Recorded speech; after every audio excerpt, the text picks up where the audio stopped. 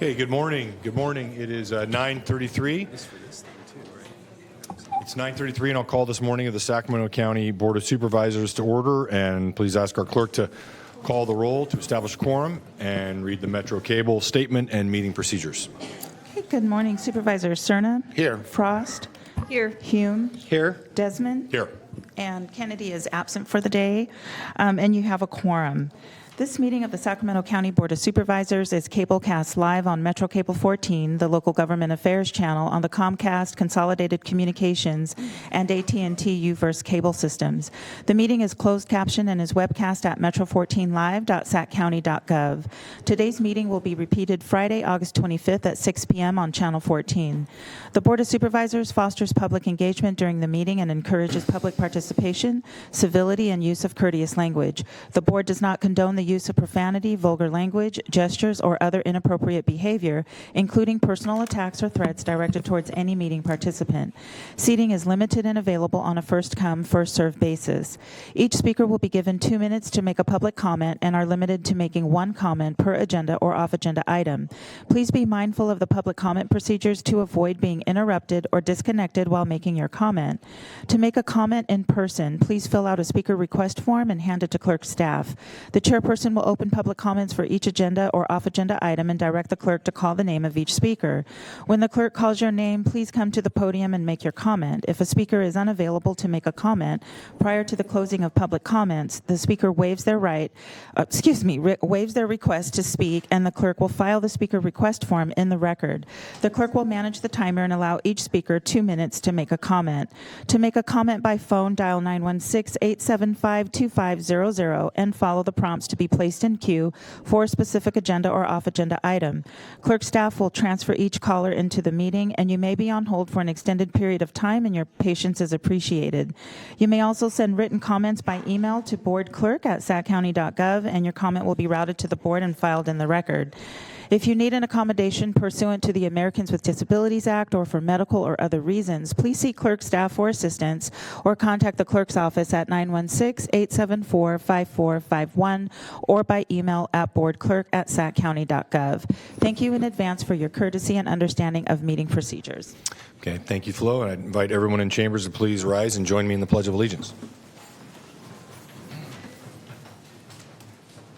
Allegiance to the flag of the United States of America and to the republic for which it stands, one nation, under God, indivisible, with liberty and justice for all. Okay, thank you. So we will now go to off-agenda public comments. And for those of you who have been here many times, excuse me for repeating myself, but for those of you who have not been here, what we've done with off-agenda public comments, which is a chance to comment on something that is not specifically on the agenda for the day, either consent or timed, we try to keep the agendized matters close to the time that we dedicate on the agenda. So limiting off-agenda comments for only the first minutes of the meeting, and then if there are additional folks with off-agenda comments to make, they can come back and make those at the end of the time matters for the day. And I think that's been working pretty well, and sometimes running these meetings is more of an art than a science, so we just try to work through these things to kind of stay on schedule while still allowing everyone the opportunity to speak. So before we get to off-agenda public comment, Madam Clerk, how many do we have signed up for off-agenda? Currently, right now, we have 22. 22 signed We have up. about 24 minutes of comments. So that's phone and in person? Correct. Okay, so, and I'm okay being a little flexible, obviously, with the times. If we can get through everybody, that's obviously more convenient. If we can get through everybody, in the morning, certainly for all of you who want to offer off agenda. So why don't we start with off agenda, and after the first, I'll give a couple more minutes for people to sign up for off agenda public comment, and then I'll have you close the queue for both in person and on the phone in a few moments after we take the first few speakers. Okay. Does that sound reasonable? Yes. Okay, thank you. Okay, our first off-agenda comment will be Bernetta. And the other thing I would ask, as you see your name on the list here, maybe just be ready after the person in front of you is wrapping up their public comments. Be ready to get up and take your turn at the podium. Thank you. Good morning. Good morning. Thank you for having me. My name is Bernetta Heron. I work for IHS, and I've been working there for about 30 years. Been working with the company, and I just would like to give a little input about what I really do and who I am for these people that I work for. I've been family members to them. I've been their confidant.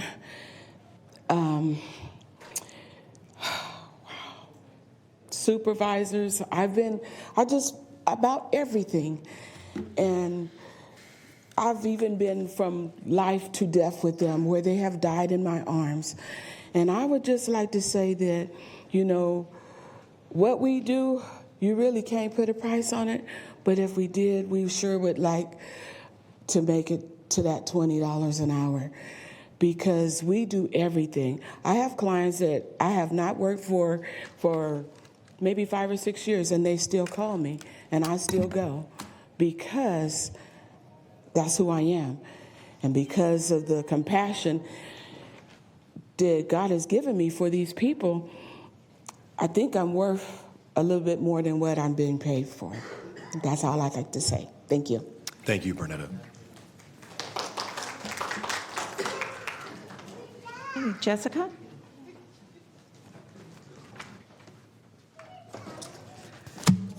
Hello, my name is Jessica Murphy, and I've been an IHSS provider since I've been 21 years old. My husband was born in a wheelchair, still in a wheelchair, and together we have 4 beautiful children, 15, 11, 3, and 2. My 2 youngest are over there. We have been community activists since I was 20 years old. Here in Sacramento, we have 35,000 IHS recipients who are authorized to receive in-home care. This amounts to nearly 10,000 seniors and over 25,000 disabled people in our community authorized to receive care. Yet this board, all 3 of you who are not looking at me, has made it clear that you do not value me or the people behind me and the dignity of thousands of people in Sacramento who need care. By delaying at the bargaining table for 9 months. Civil disobedience needs to happen, and I want that on public comment. I've birthed 2 children. That takes 9 months. Authorizing a 36% wage increase for yourself, and you have shown IHSS providers and recipients and the Sacramento community at large the care of public safety are not priorities. Did you know that we anticipate gaining at least 1,500 new authorized IHS consumers each year? The population of those needing care is growing exponentially, but the county is not prepared to handle it. Last year, more than 2 million authorized care hours went unused because consumers cannot find IHSS providers to perform the essential life-saving care they need. The problem will only continue to grow as the population of people authorized to receive care grows. But this board has the power to address it now and the issues at the roots by funding the social safety net, investing in home care, and paying IHS providers a livable wage. I deserve a living wage. I'm human. I'm right here. Without a strong contract, your strong check is BS. Providers a livable wage, more and more people in Sacramento will fall through the cracks and become unhoused. The power to protect our community and seniors and disabled folks lies with you. All it takes is the bargaining in good faith and IHS providers passing a strong contract. I want to say thank you, but it is a no thank you. Please give us a contract. Thank you, Jessica. Charles?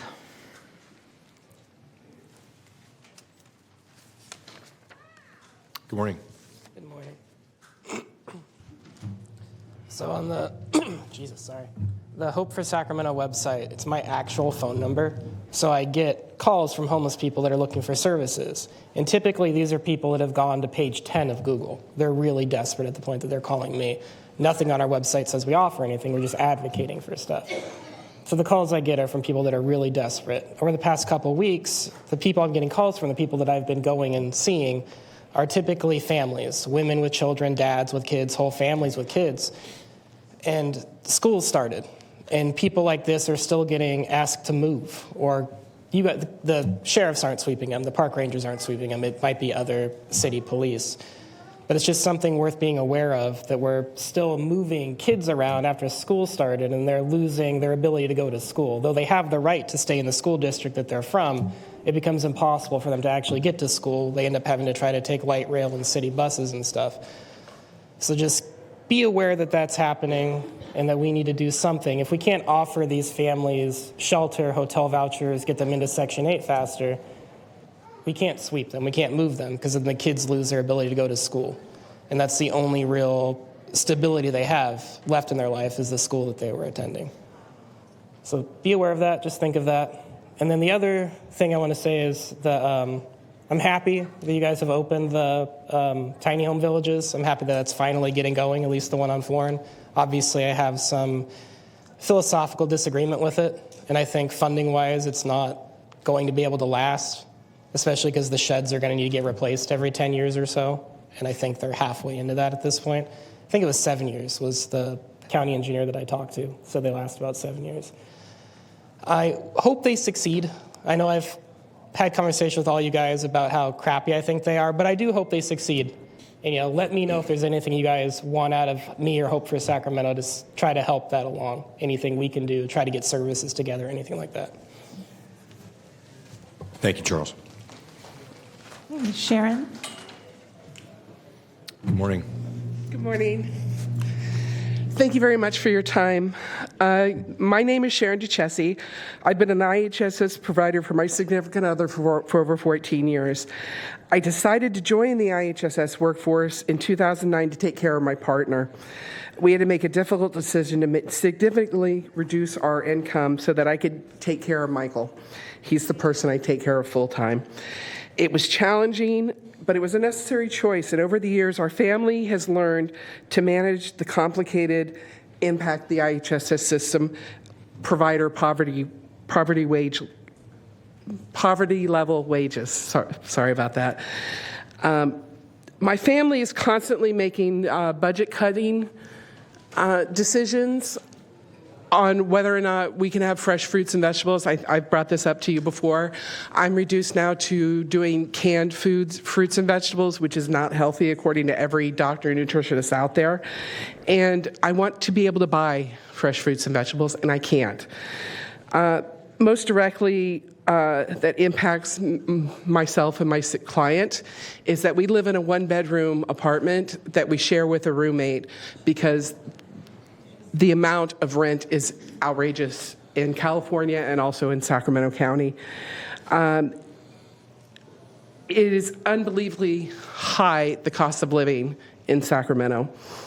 My family is not just unique. In fact, 73% of surveyed IHSS providers in Sacramento report that sometimes or always being late on their rent or mortgage payments.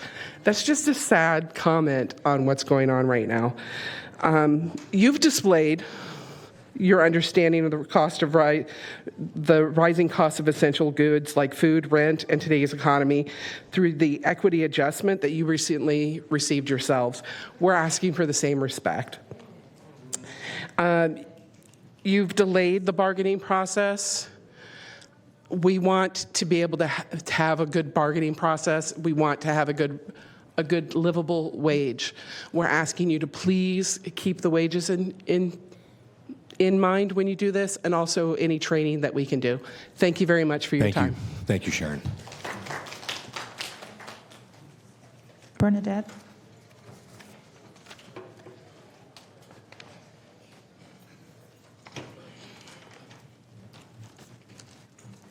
Good morning, everyone. My name is Bernadette Walton. I apologize if I keep looking down at my paper.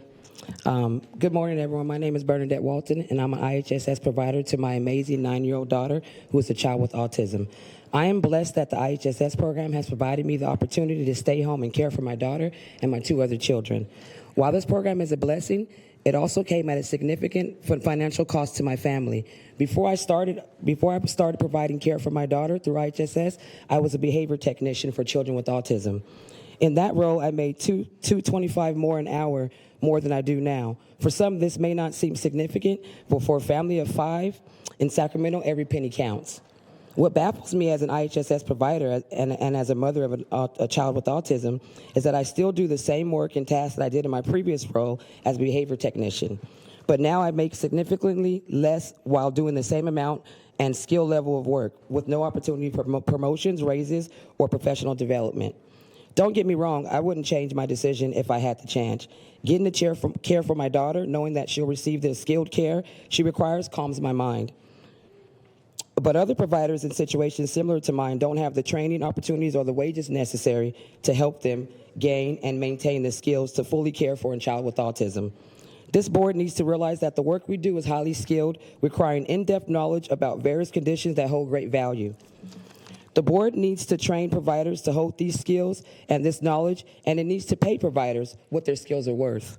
The additional funding for training and livable wages in our next contract will empower providers and consumers alike to live dignified lives. Please invest in this program and training and the wages for IHSS providers. Thank you in advance for all your support, and thank you for having me today. Take Thank care, you. everyone. Thank you, Bernadette. Ryan?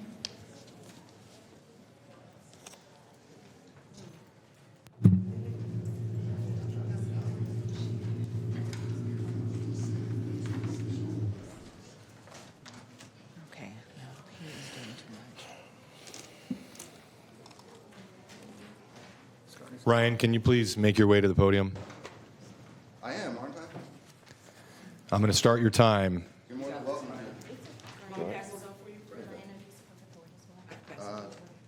Nah, they've got it.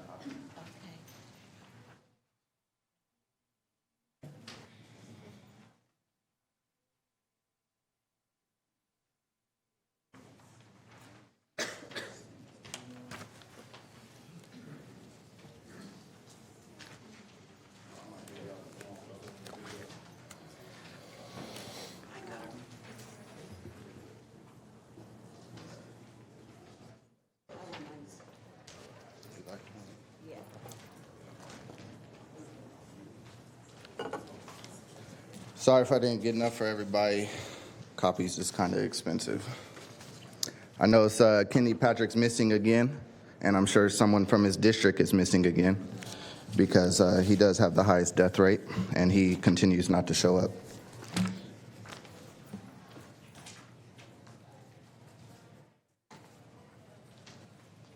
Hope these all fit in here. All right.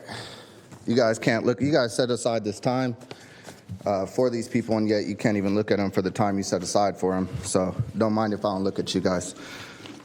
You guys turn the first 3 pages. I'll give you the quick explanation of it, and then you guys can read it further if you want. Ryan, address the board. Are you going to stop my time? You interrupted me. Address the board, I please. am. You can't hear me? Thank you. You didn't say face the board. Turn and address the board, please. We Where cannot. is that written that I have to Because do these that? are public comments. These are public public comments. is here. The You're record is wasting my not made time. unless you're talking You're towards wasting the my time. microphone. All right. So, again, this first comment you're going to see the note from the doctor stating that she was requesting all my records. In the letter in the front, you'll see that he said that I'm crazy for saying that. You're going to see another note that says Ryan's never been placed on 5150 hold. Nor Okay, have I thank you, needed to Ryan. be. Your time is up.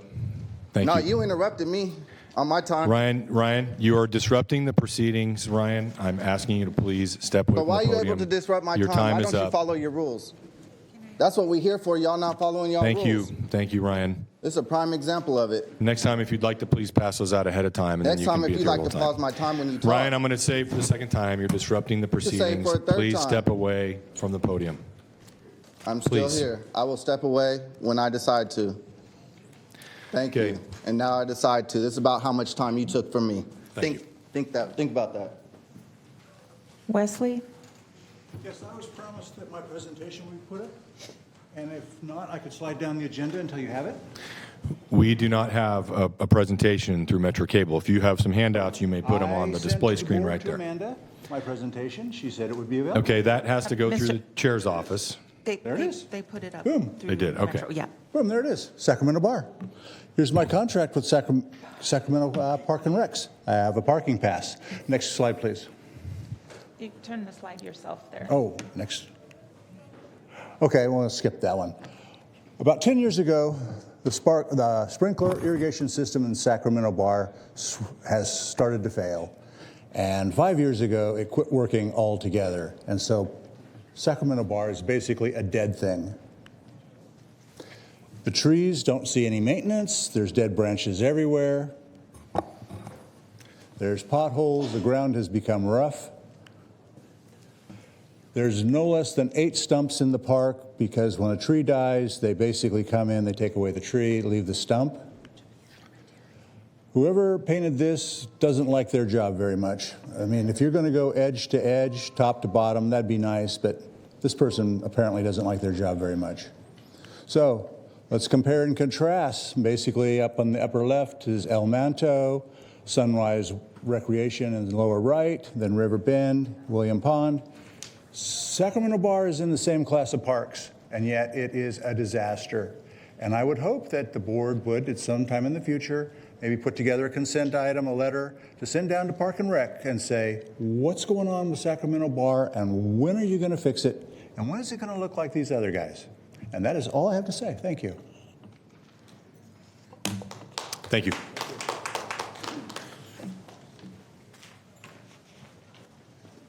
And Madam Clerk, before we get to the next, do we have any additional public commenters or off agenda that signed up since we started? Or are we still at the same? You know what? I'm so sorry. Did we have new people sign in? I didn't keep a track. 2 more. I'm talking to my staff person. Okay. Yeah, so we had 2 additional. So Great. Can I close it now at this point? Yeah, close it now. Let's Yeah. close it now for both in person and on the phone. Thank you. And we'll get through these.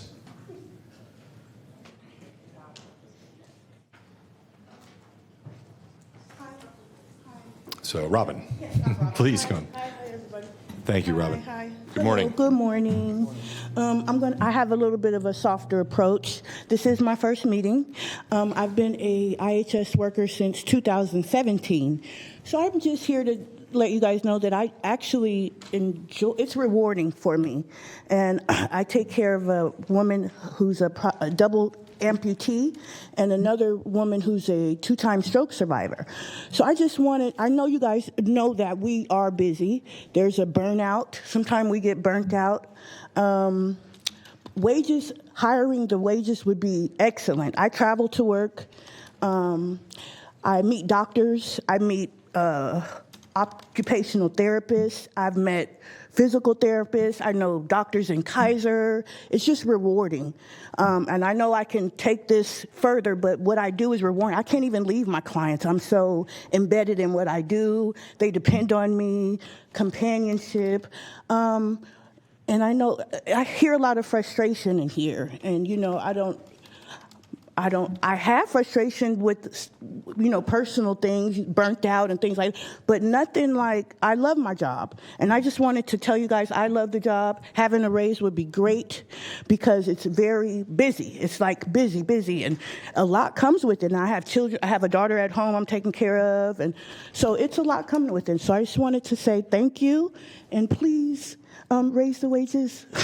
Thank you. Thank you, Robin. Andrea?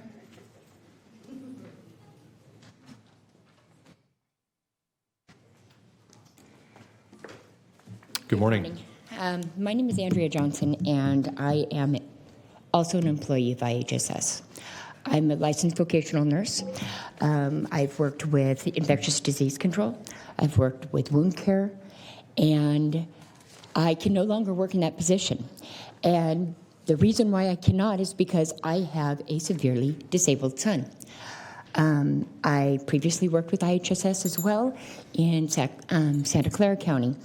And having a child who has a severe disability, who is now an adult, has been it's been a real struggle. I had to leave my profession and go into work with IHSS for the sole reason that I can't find a qualified provider. There's such a turnover in providers. And part of the reason for that is because they're not even getting the same respect and the same pay as people working at McDonald's. Do you know how ridiculous that is? These people out here, including myself, could make more working at a McDonald's in Sacramento County than they could taking care of our elderly and our disabled. I don't think that's right. My son gets 376 hours a month because of the severity of his disability. But yet, I can't work outside the home. I can't contribute outside of the home and work with other people because I can't find anybody else to do it. So I'm forced to do it, all on my own. My husband had passed away, so I am the sole provider for 3 children. How am I supposed to make it?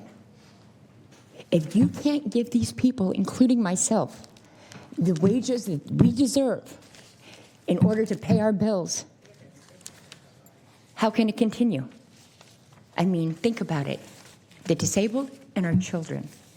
That's who you're taking qualified people from. We deserve a living wage. We really do. Thank you. Desiree.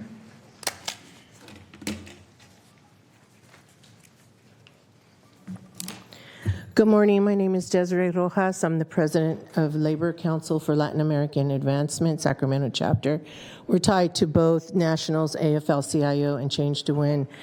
And listening to everyone's testimony this morning, again, you know, I have to say it in Spanish first. No tienen vergüenza. You guys should be ashamed of yourself. 9 months is too long to be negotiating at the negotiating table. And for $20 pathway of pay, come on now. This is a federal state matching fund program that is so, it's a matching fund program. It's not like you're paying for it 100%. The other thing is, I have a question for you. Based on my opinion only, did you happen to close quickly on predominantly white-driven union contracts before considering IHSS? Here, the reason why I'm asking, because this could be possibly looked at to be systemic violence and discrimination against people of color and people who are working as essential workers. When you're closing on contracts with the fire department, the sheriff's union, and other predominantly white male union-driven unions, before considering a predominantly union driven by women workers and people of color, there's a red flag here. And maybe what we need to do is get the governor involved, because this is his state, and he did an excellent job covering the storm Hillary down south. The other thing I want to say is that you are public servants. Public servants mean that you serve not only this city and the community and workers, but you serve everybody here. And after hearing all the testimony of families saying the food is too high, the rent is too high, we are cutting our vegetables, I'm taking care of my disabled children, you are hurting families. You should not be sitting in these seats, Sue Frost and Richmond Desmond and Pat Hume, who the last time I was here made a comment that, why is it taking it so long to get to the negotiating table? I remember that. Desiree, can you please wrap up? Yeah, I am going to wrap it up. I believe there needs to be an investigation to find out exactly what contracts you are settling first, that you have this union and these workers waiting so long. Thank you very much.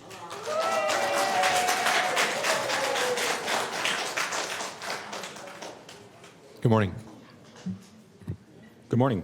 My name is Antonio de Loera, and I am here on behalf of the United Farm Workers in solidarity with SEIU 2015, who stood with us last year during our march and our fight for farm worker unionization rights here in Sacramento.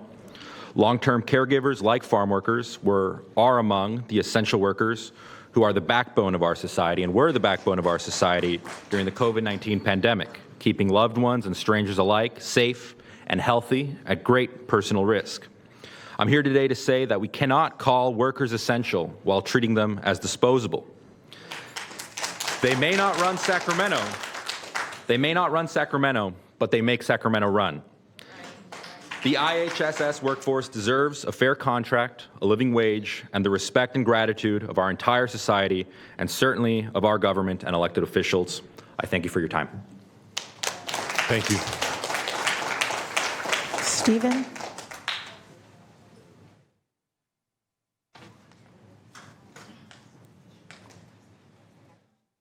Good morning, Stephen. Good morning. Say good morning. Good morning. Good morning. So my name is Steven Payan. This is my daughter Elisa. We've been here more than a few times, and then this is what democracy looks like, right? So gotta raise them at an early age. So as you know, I'm a proud full-time single father, IHSS provider, and also a proud member of SEIU 2015. I care for my young friend, Cesar Cibran. He has cerebral palsy and requires 24-hour care. At these meetings, you can see that we're out here trying to express from our deepness in our souls to connect to your souls about how important it is for us as humans to take care of the most fragile of our community, because that's what y'all are deciding today. And I know y'all can clearly understand that that this should be at least $20. And then I know somewhere inside your souls that y'all know that we need to be having a living wage. We have to have these innovative thought processes, how we can come together as Sacramento to make this happen. And that's what we're asking too, because y'all know that we can have the matching funds. And so for every dollar that we spend here, we get $5 back. So like, basically, let me rewind a little bit. So MIT study, so a living wage in Sacramento is for a family of one with a daughter or a kid should be like $39.34, and we're only asking for a pathway to 20. I mean, like, we're barely gonna get like $2 and then a small pathway to 20. We know it's doable. Y'all know it's doable. We know this back and forth has to happen for some reason. But so a recent survey revealed that 86% of IHS work providers, 86% of us IHSS providers in Sacramento are working multiple jobs to make ends meet. And that's a huge burden on families, and it creates instability in households and weakens family. The divorce rate is 50%, right? You know what I mean? So it's like we have to invest in our families. So we're investing in our communities. That allows us to live and thrive. So we want y'all to invest in your community and come to the table and give us that pathway to 20, because a living wage is not $20. We're continuously on a rat wheel every single time fighting for a negotiation. We should be fighting for proportional to the cost of living. Everything should be indexed to the cost of living, and we got to find out ways how to make that innovative. So thank you for your time. Thank you, Stephen.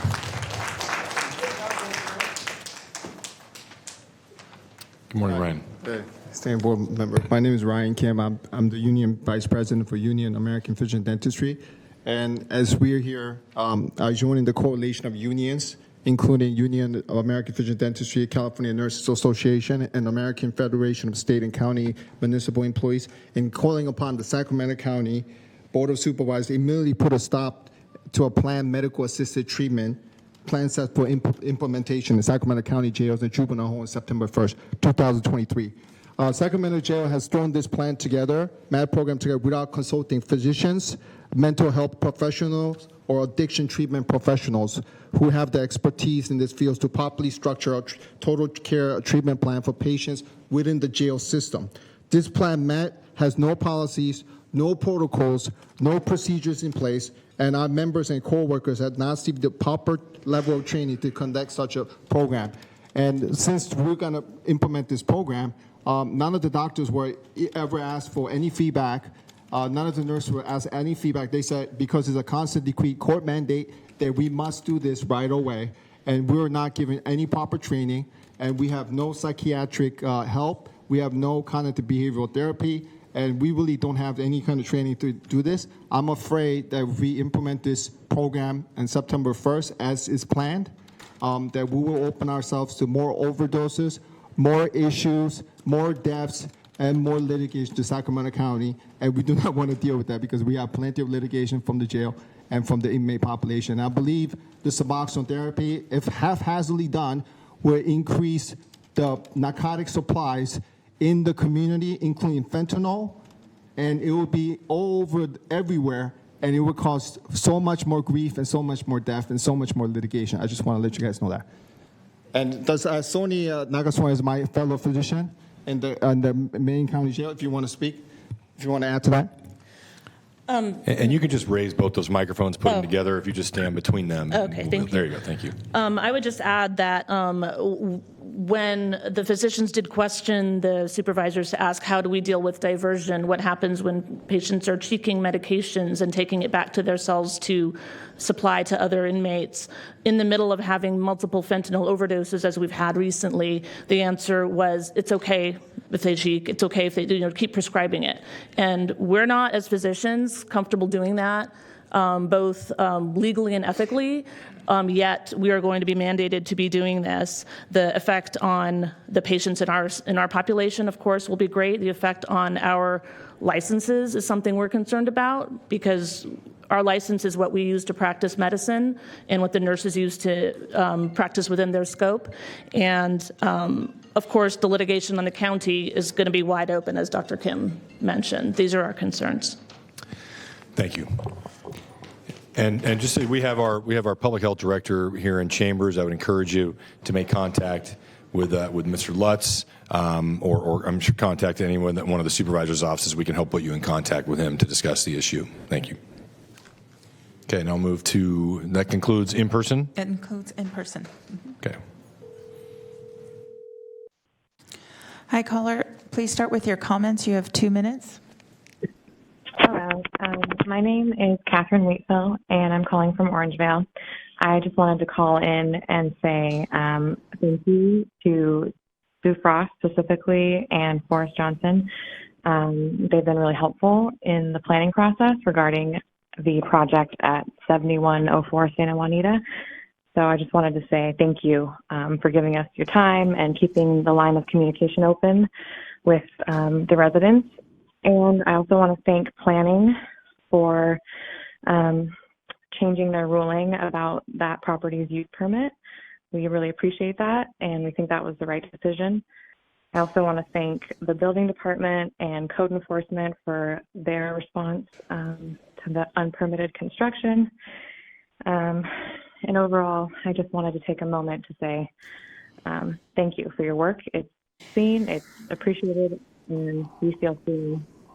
I do still believe that this project is a bad idea. I think that the owners are a huge liability for the community, and I think that it's much too close to the existing resources in our community. We have multiple schools on the street. The one school that is within 140 feet of the property serves over 16 different districts. It's a special needs school, and there are elderly homes, there are preschools, there are teen mental health homes on the street, and we just really would like you to consider the existing resources and the existing businesses and residents of Santa Juanita with any planning that you do in the future, including, the project at 7104 and the other 2 open vacant lots that are for sale. We just really ask that you be mindful and intentional about anything that you plan to put on our street in the future. And we really want to thank you for the response and the time that you've taken for our community. Thank you, caller. Can you wrap up, please? Yep, that's it. So thank you. Thank you. Great. All right, next caller, and this is our final caller.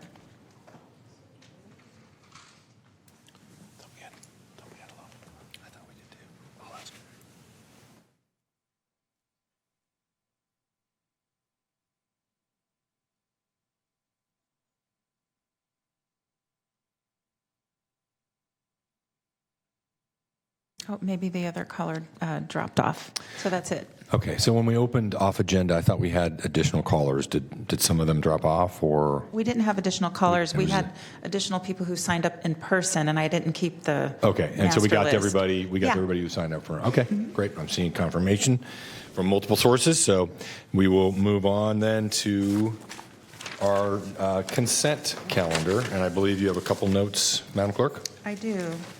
For your consent matters, items 2 through 39, Item 16, you're adopting an ordinance to renew the Antelope Property and Business Improvement District and levy assessments.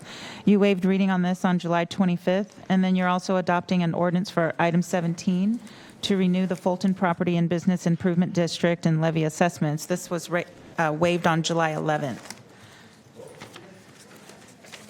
Okay. Thank you. We'll wait a couple of seconds. I know several folks are leaving the chambers.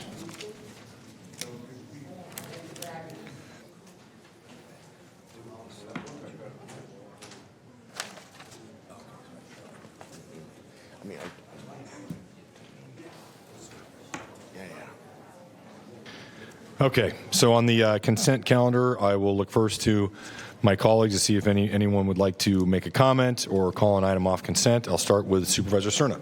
Thank you, Mr. Chair. Item 14, please.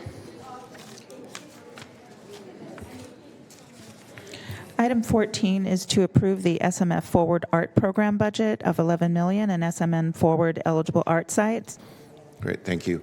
I see our esteemed airport system director coming to the podium. Good morning. Good to see you, Cindy.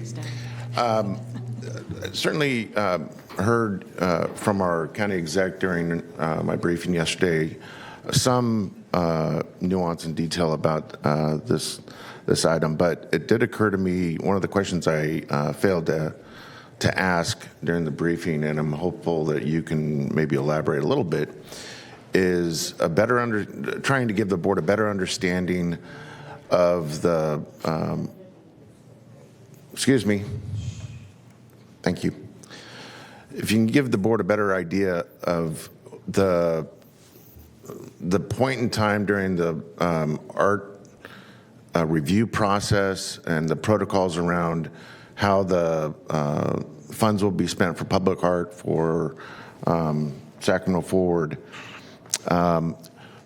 At what point, if any, will the board have future opportunities to chime in on the actual either type of art, or will we get down to a level of detail? Are we expecting to get down to a level of detail where we're in part helping review thumbs up, thumbs down on particular art pieces?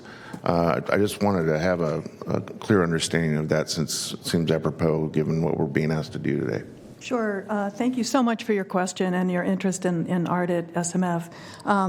So first of all, what we're going to do is we're going to come back to the board in the spring of '24 and give you a much more detailed sense of what the plan entails. But what I will answer your question, which is you'll see if you look in the scope for the contract with Shelley Willis, we'll see under phase 2 that the plan is for art designs to come before the Board of Supervisors for approval. And also what we anticipate, and she's going to flesh this out, but what we anticipate is that there will be panels that will be established for each given location, and that the Board of Supervisors will have opportunities to nominate people to participate in that process. So there are a couple of ways in which the board will be able to have some input. And who will also have the same ability to appoint in terms of the panel? Will the county executive, for instance, have an opportunity to do so? So that's what she's going to be fleshing out. Okay. Yeah. All right. Well, I'm certainly very interested in understanding this as we move forward, even better than I do now, because I think, if anything, from our experience with Terminal B, I think one of the things that really stands out is the public art that's really obviously very present and commendable for that facility. And I'm sure we learned plenty from that experience, but I would love to see us continue in that direction with the kind of emphasis that we've placed on making our terminals and our parking facilities and other aspects of the capital facilities that are at our international airport replete with great public art. Absolutely. Thank you. Thank you. Thank you, Supervisor Cerna. Supervisor Frost. Hi, thank you, Chair. I'd like to pull 36 for just a quick comment.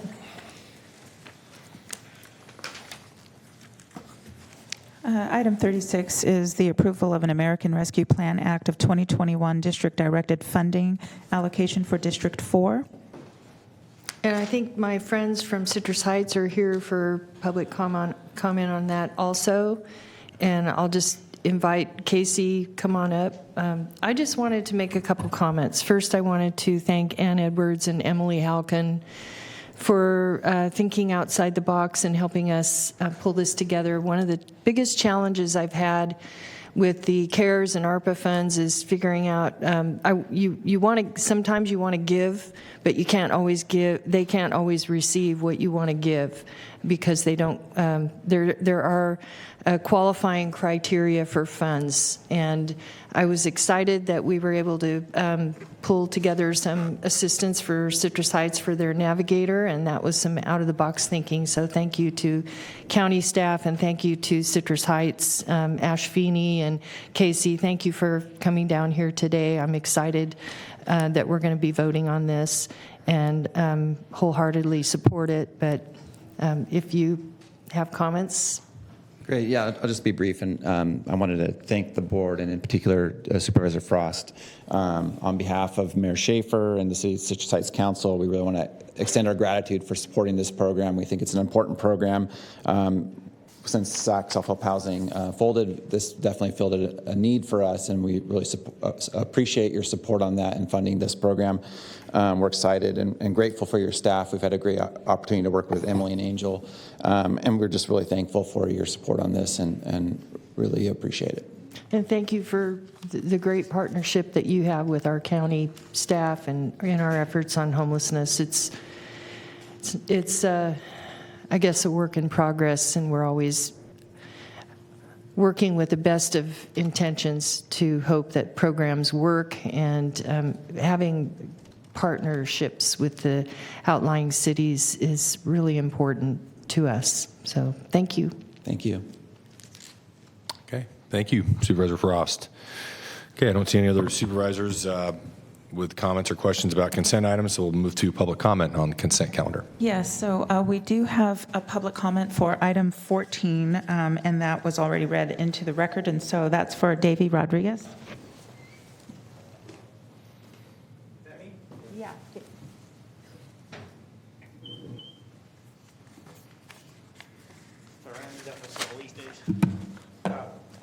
Okay, on this contract, this is something I've been working on for So several years. if you could just stand between, you could stand in between the mics over there, or you can hold a microphone if you need to move papers around Where on do you the put display. the paper?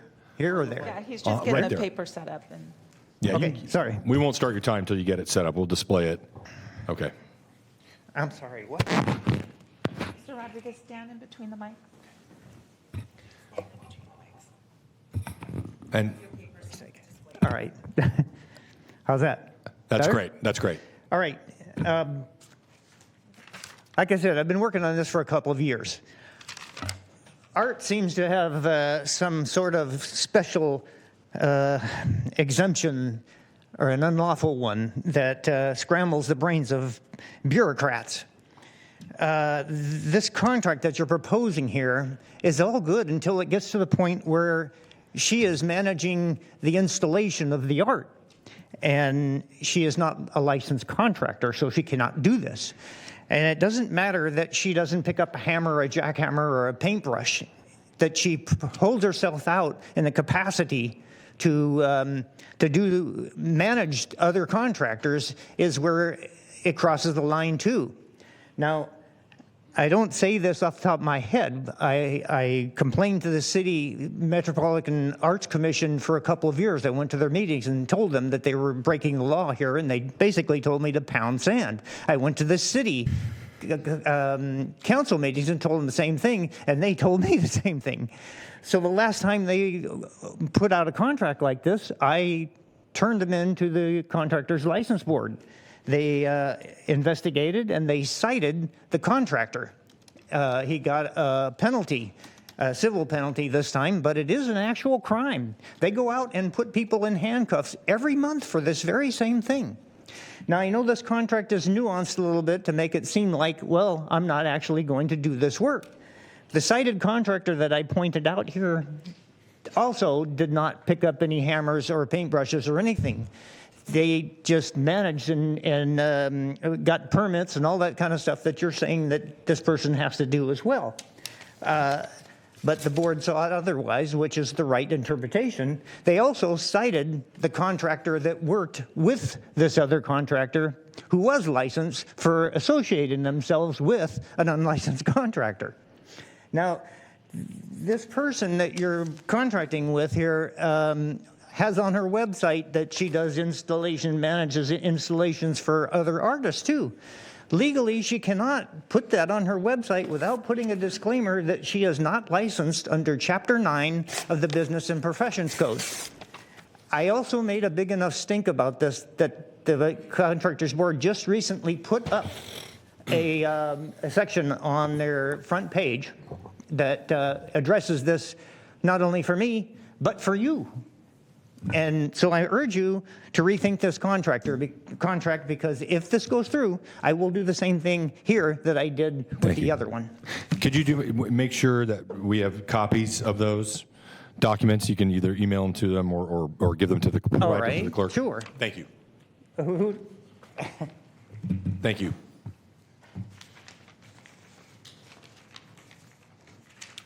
Mr. Chair, we do not have any other callers. Okay.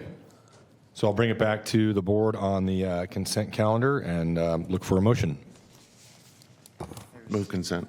Hang on one Okay, we have a motion and a second on the consent calendar. Please vote. Just one second. Unanimous vote with those members present. Okay, that'll take us to item 40. Okay. Item 40 is the presentation of resolution recognizing the 20th anniversary of Higher Heights Community Church. I'd ask Pastor Dennis Austin maybe join me at the podium.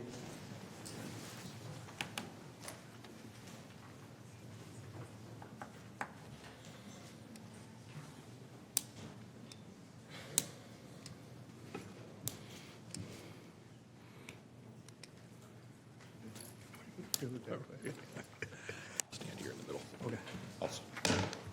I'll start out, Pastor, and then you can say a few words. So it's an honor and a privilege for me to be here today to honor Higher Heights Community Church on the occasion of their 20th anniversary. I'm not going to read the whole resolution, but I will read a couple excerpts. In September 2003, Higher Heights Community Church, formerly known as Higher Heights Tabernacle of Praise, Church of God in Christ, was established in the home of Pastor Jack and First Lady Winona Scott. In 2019, Higher Heights moved from Citrus Heights to American Lakes Elementary School in Natomas. Pastor Austin was installed as senior pastor. Shortly after he was elevated as senior pastor, he changed the name to Higher Heights Community Church. And in March of 2020, when shortly before my path crossed with Higher Heights, the elementary school in Natomas was no longer available, and they started live streaming services. And then a few months later, Higher Heights received the keys to what is now their church home at 2230 Arden Way in Arden Arcade, in West Arden Arcade in particular. And about a year after opening the doors in Arden Arcade, they opened the Jack Scott Outreach Center, which allows Higher Heights Community Church to host a food and clothes closet, children's church, and other community activities. On behalf of the Board of Supervisors, Pastor Austin, I congratulate Higher Heights Community Church on your 20th anniversary. And I just say personally, on a personal note, I've been to many events at Higher Heights. I have had the occasion to see firsthand the services that you and your church provides to a community in real need in West Arden Arcade, where there aren't a lot of organizations that provide the services that you do. I know one thing you held is a vigil after that family was murdered in Arden Arcade off Wide Away. Very, very impactful for the community. But I am just privileged to know you and very happy for the services you do. And I hope you will be around for a lot longer to serve the profound needs of the folks in Arden Arcade. And with that, I'll turn it over to you to say a few comments and then invite. Another reason this is personal to me is because Pastor Austin's better half is Iris Austin in my office, and she will come down here to join us for photographs as well. So I'll turn it over to you, Pastor.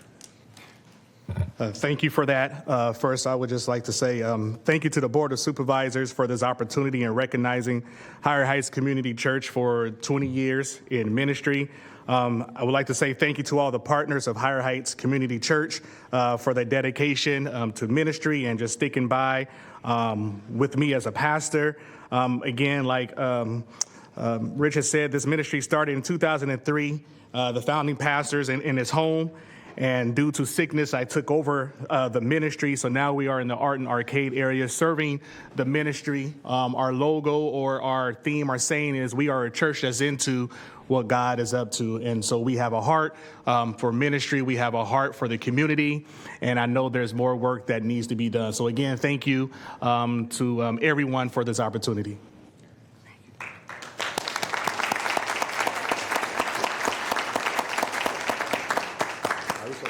So take a couple photos here. Where would you like us? Over here. What's the better background? That's better. It's the way Supervisor certainly does it. So. Over here.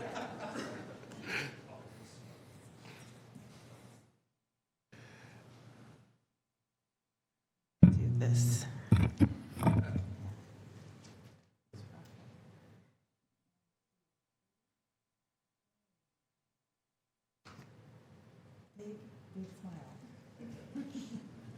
Okay, gotcha.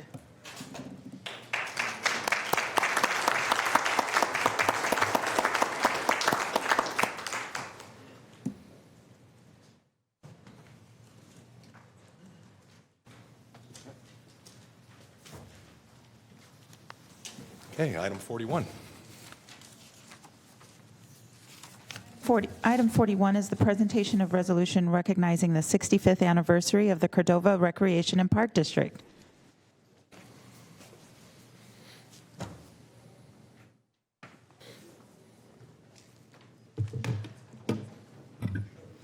I had a minor panic attack when I didn't know where the physical resolution was. So You got the fancy frame. thank you. Yeah, that's right. It is. So this is a resolution recognizing Cordova Recreation and Park District on their 65th anniversary.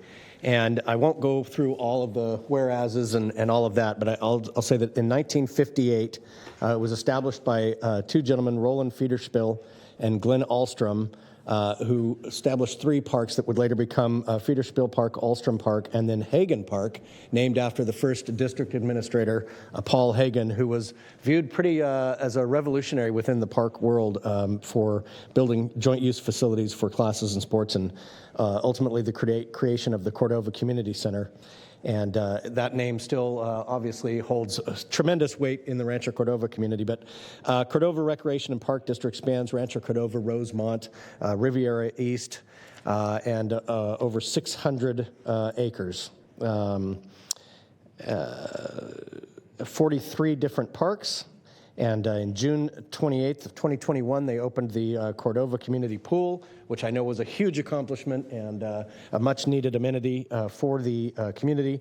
And so now, therefore, be it resolved that the Board of Supervisors, County of Sacramento, State of California, hereby extends congratulations to the Cordova Recreation and Park District, the Board of Directors and staff, past and present, on the occasion of its 65th anniversary, and further extend best wishes for continued success in its service to the diverse and growing community within Sacramento County. And with us, we have members of the board, members of staff, and the current district administrator, Patrick Larkin. Mr. Larkin, would you like to address the board? Thank you. We're, I guess, seniors now. So we appreciate the partnership we have with Sacramento County. The staff have been incredible to work with. We are growing, so we are 65 years old, but we have still a lot of growth to do. We're excited to celebrate on September 8th. We're having a big gala at our new aquatics complex, so if you can join us for that, that would be fantastic. And we just want to thank you for the recognition today, so appreciate it. Do a photo op? There's only one board member here. Would you like to? Would you like to say something? I'll pass. Come on up. I didn't prepare anything.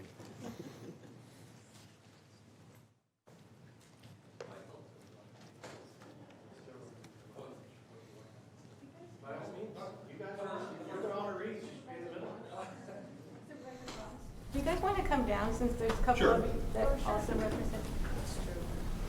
We're that big. We have 2 of you at least, right? 3. 3. Okay.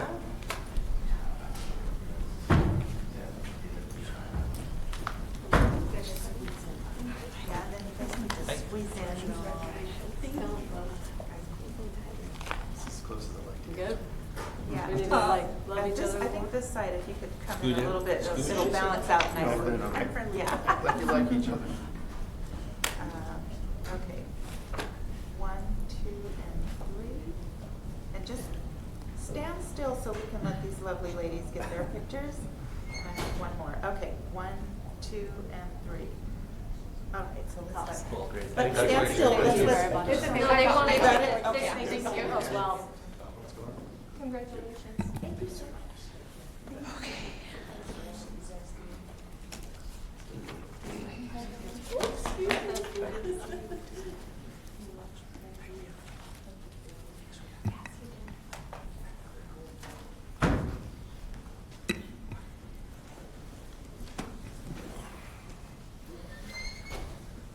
Okay. And for Brings the us- record, we didn't have any public comments for the first 2 presentations. Thank you, Flo. You're welcome. Okay, so we'll move on to item 42. Yes, for item 42, you're acting as the Board of Supervisors and Housing Authority of the County of Sacramento. This is to conduct a Tax Equity and Fiscal Responsibility Act hearing and approval of the Housing Authority of the County of Sacramento issuance of tax-exempt bonds obligations for the Albert Einstein Residence Center in the amount of up to $21,250,000. Okay, good morning, Whitney. Good morning. Good morning, Chair and members of the board. My name is Whitney Hinton, Program Manager in Development Finance and Portfolio Management.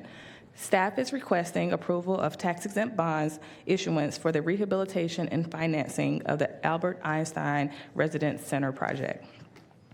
This is an affordable housing senior development project located at 1935 Wright Street in Sacramento that is at risk for losing its affordability. Currently, there is an existing project-based Housing Assistant Payment, or HAP, contract from the Department of Housing and Urban Development for all the units that is set to expire in 2026, but will be extended with this acquisition. The property consists of one single 2-story residential building, which includes 78 one-bedroom, one-bathroom units where residents will pay 30% of their income for rent. The property was originally constructed in 1981 and had a large renovation 13 years ago, and the property is in really great shape. The interior renovations will include the reconfigurations of 8 ADA units with accessibility to kitchens, doors, bathrooms, tubs, and grab bars. The remaining 70 units will include, but not limited to, replacement of entry doors, upgraded appliances, lighting, life safety systems, and flooring. Some of the exterior renovations include a repair to the parking lot and walkways, upgrading site accessibility, replacement of the roof, installation of new lighting, and upgrades to the elevator and trash enclosures. Security Properties is a developer. They've acquired the property to keep it affordable. They have acquired and developed over 107,000 residential units. This will be their first project in Sacramento. The project will be managed by the John Stewart Company, and resident services will be provided by communities advocating for resident empowerment, or CARE. CARE will provide 20 hours of on-site services per week. In closing, staff recommends approval of the tax-exempt bond issuance for the rehabilitation of Albert Einstein Residence Center, and staff is available to answer any questions you may have. Okay, thank you, Whitney. I don't see any comments from my colleagues. I'm very supportive of this, and I appreciate your work, SHRA's work on this. I think it's a great project, and I also want to highlight that this is actually right where we have taken some of the CDBG funds to improve some of the sidewalks in the area, to improve access to a lot of folks who walk from in this area to Target. So appreciate your work in that regard too, which I think will only complement this project. Supervisor Hume. Thank you, Chair. I'm assuming there are no public comments for this item? We do not have any public comments. Okay, thank you. I just want to say this is exactly what you hope happens when you build these subsidized projects, is that when the cloud on title runs out, somebody steps in and re-ups them and keeps them affordable and available. And, you know, certainly in today's environment, this would have been a prime target to get in there and raise it up to market rate. And so the fact that it's still going to be available to current and future residents at this pretty deep dive of affordability is a good thing. So fully support. Okay, thank you, Supervisor Hume. No public comment, no further comments from my colleagues. Then I would move support or move to approve staff recommendation on the item. Second. Please vote. Unanimous vote with those members present. Thank you. Okay, for Okay, item 43. Okay, for item 43, you're back as the Board of Supervisors. This is a resolution requesting the City of Sacramento to initiate reorganization proceedings in the Del Paso Park area. Okay, thank you. And I brought this to the board, this resolution, and I've had some discussions with Supervisor Cerna about this. It's actually in his district. We have a really very unusual situation for this piece of city property west of Arden Arcade, or west of Watt Avenue, north of Auburn Boulevard. Is there any way we can get the map east of Auburn Boulevard? Can we by any chance, get the map on the screen? The map which is attached to the resolution. Is that possible, Flo? Oh, thank you. That's fine. So that illustrates it. It's literally a peninsula that sticks out there. So you can, and it's surrounded on three sides by unincorporated residents and businesses. And shortly after I got elected and really started talking to a lot of the members of the community, it became very clear that a lot of the impacts from inside the park and from things originating inside the park affect people in unincorporated Sacramento County. And an inherent challenge is that the city of Sacramento is not accountable to the residents or businesses surrounding this peninsula. So it really also came in, I think, in a little more sharp focus when the city of Sacramento put a respite center at the old Science Center, and it was but this is not necessarily linked to that, but I think it just really highlighted the challenges of residents and businesses being affected by decisions of a government entity that doesn't represent them. And I want to certainly thank Supervisor Cerna and his office and Councilmember Loloe and all the meetings we had with members of the community to try to address some of these issues. But it occurred to me, and I think a lot of members of the community, it's really kind of a structural challenge that we have here. And so I decided to bring this in consultation with certainly a lot of folks, and certainly in conversations with the city of Sacramento, both the city manager and the mayor and Councilmember Loloe, to bring this resolution, which really it's not entirely accurate how it's titled here. What this resolution is just highlighting some of the challenges that I've mentioned in terms of kind of the governance here and the response to issues either occurring in the park or originating from the park. It is to forward this to the city of Sacramento to request their consent to the initiation of reorganization proceedings. And if the city of Sacramento consents to that, then the county would initiate those reorganizations or an evaluation of reorganization. I've had discussions with county staff, and I know our LAFCO director, Jose Enriquez, is in the audience as well today if there are any questions. But to initiate that process would cost about $5,000 or so, depending on after you get into it. See how much that would cost. And then that would just inform us and the city council about the best way to proceed. But before we do that, we really need to highlight that this is something the county would like to do. And that's why I bring this here today, to ask the consent of my colleagues to move this forward to the city of Sacramento to see if they would consent to initiate these proceedings.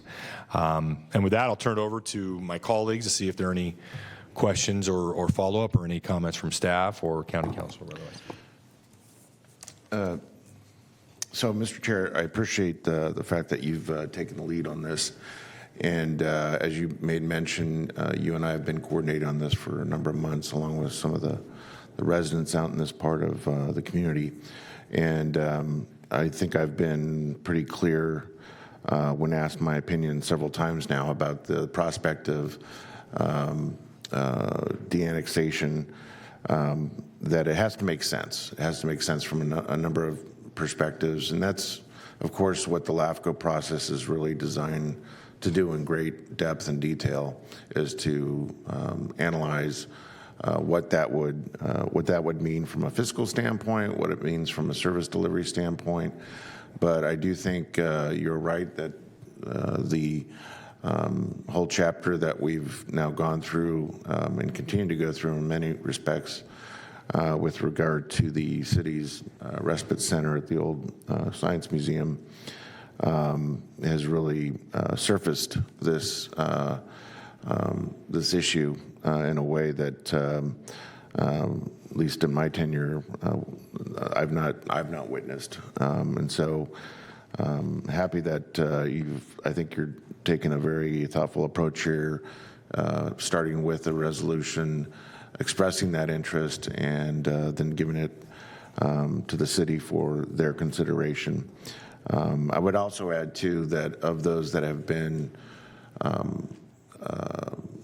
consulted with relative to the prospect of de-annexation has also been Liz Bellis, our Regional Parks Director, as there is a sizable, I would say almost regional park here that I think needs a lot of attention, and quite frankly, the concerns that have been expressed, particularly by the residents about the condition of the park, have again given us a lot to think about in terms of enhanced service delivery by an appropriate governing body. So I'm eager to second your motion at the right time so that we can get the process started.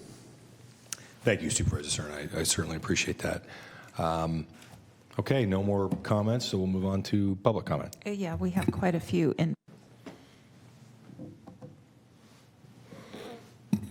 Okay, Doug is our first public comment. Good morning. Good morning. So we had this all organized, and then we aren't in the same order that we had it organized. So Doug O.C., 4013 Park Road. I've lived at this location since November 8th of 1996. I rise in support of the resolution. There are others who will speak to different facets of the challenge in front of us, but this resolution is about establishing a connection between the people who live in a certain area, that being in the neighborhood of this portion of Del Paso Park, east of Watt Avenue, and the public parks that are in their neighborhood. We're trying to connect them. Now, this peninsula is an anachronism from when the city acquired the remains of an estate back in 1912. So it's not like this is something that's new to everybody. It's 110 years in the making to get to this point. This is not a judgment on my part. It's an observation that for the last 25 years at least, there's been no incentive on the city's part to invest in the park east of Watt Avenue. And now, why is that? And the reason is that there are no city residents that live within 2 miles of this location. None. Zero. The city has no, in addition to that, having attended the city's budget hearings this past spring, the city has no discretionary local funding source to invest in this park. In the city's most recent budget hearings, the director of city parks acknowledged a $125 million maintenance backlog in the parks throughout the city. $125 million on parks that are surrounded by city residents. It's not logical for anyone to assert that city leaders are going to reduce spending on parks where their residents and constituents are currently using in favor of spending in a park that none of them use. Mr. Chairman, I've got a couple other points that I'd like to make if you could grant me an additional 30 seconds. All right, thank you. Two final points. Two final points. What is the most common improvement that everybody in this community can find in a park? The most common one. It's a restroom. For obvious reasons. You know, you go to a park and you got to go. Since 2012, there has been no restroom facilities in this park. That tells you how high a priority this is for the folks who are in charge right now. And then the other thing is this park does have enormous potential. And while I'm respectful of other people's perspective, I speak from experience about how to turn a park around. I stand ready, willing, and able to do my share to make this park the jewel it ought to be. Thank you, Doug. Thank you.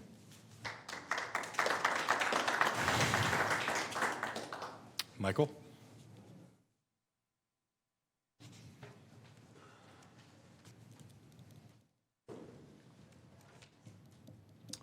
Thank you. I'm Michael Seaman. I support the proposed resolution that seeks detachment of Del Paso Park area east of Watt Avenue. As someone who's been a local elected official of a Recreation and Park District Board for over 28 years, I know how vital parks are to a community. Parks are not mere amenities or nice-to-have items. They are essential infrastructure components that make a community whole. Parks provide open space that fosters access to nature, community gatherings, and outdoor recreation opportunities for individuals and families. They're particularly valuable for mental health in places like dense urban areas, such as served by Del Paso Park. In order for parks to add value to a community, they must be operated and maintained as assets for public benefit. That requires ongoing responsible stewardship of public lands, something that's been unfortunately absent at Del Paso Park. The situation there is unacceptable. Public safety has been compromised, the facilities have been neglected, and the environment has been harmed. Residents of the city tend not to use the park. For them, it is remote and hard to get to. The park's location has resulted in the site falling off the city's priority list for parks. Yet, as your staff report indicates, Del Paso Park is surrounded by unincorporated neighborhoods whose residents are the park users. They're the ones whose daily lives have been devalued by the systemic failures at the park. They're the ones for whom a safe, well-maintained park is so important. Detachment of the area from the city of Sacramento and reorganization into the county of Sacramento is the appropriate remedy. I applaud your leadership in that regard. Thank you for the opportunity to comment. Thank you, Michael.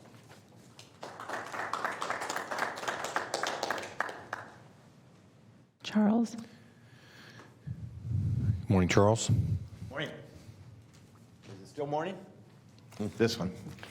I propose a contest here for those of you to get a little education about Del Paso Park. I see that park as a future outdoor classroom. Such a beautiful place full of ecological and historical things. So here's a little contest. You see how many of these things that you knew before I bring them up today. Do you know that artifacts were found in the creek bed that dated 3,000 to 6,000 years ago? 3,000 to 6,000 years ago. You know what was going on in the world at that time? The Egyptians were building the pyramids. And we had Native Americans living in what is not Del Paso Park. There are oak trees in that park that were saplings when Abraham Lincoln was president. Oak trees there, that far back. It was once part of a huge oak savanna. Native Americans lived in this park hunting small game and using acorns as their staple. There are 3 distinct species of oaks in this park. James Denver, a one-time California state senator and governor of the Colorado Territory, and the man the city of Denver was named after, killed a newspaper editor near here. In a duel. Did you know the area was once part of the world's largest thoroughbred ranch? Did you know the park and the creek are part of one of Northern California's largest watersheds? Did you know that Auburn Boulevard grew out of the wagon ruts of those that came to California over the pass to seek gold? And some that were going the opposite way for those who went bankrupt or broke and were turning? Did you know that Del Paso Park was named after Rancho Del Paso, which means the ranch on the pass? And so Del Paso Park was named the Ranch on the Pass. Did you know that Abraham Lincoln, at the building of the Transcontinental Railroad, proclaimed this area as the beginning of the mountains where the track layers were paid more than the flatlanders? Got one more. Okay. Did you know that Del Paso Park, once known as Sacramento City Park, was designed to be built out and rival New York's Central Park and San Francisco's Golden Gate Park? And of course, it didn't happen. But from that, we did gain one thing, a title as the park too far. It's too far from the city, it's too far from the police, it's too far from the rangers, it's too far to maintain. So Thank you, I Charles. appreciate that. Thank you. I would have failed that quiz, by the way. So, thank you. Almost everybody would, because there's no information out there. Morning, Tim. Good morning.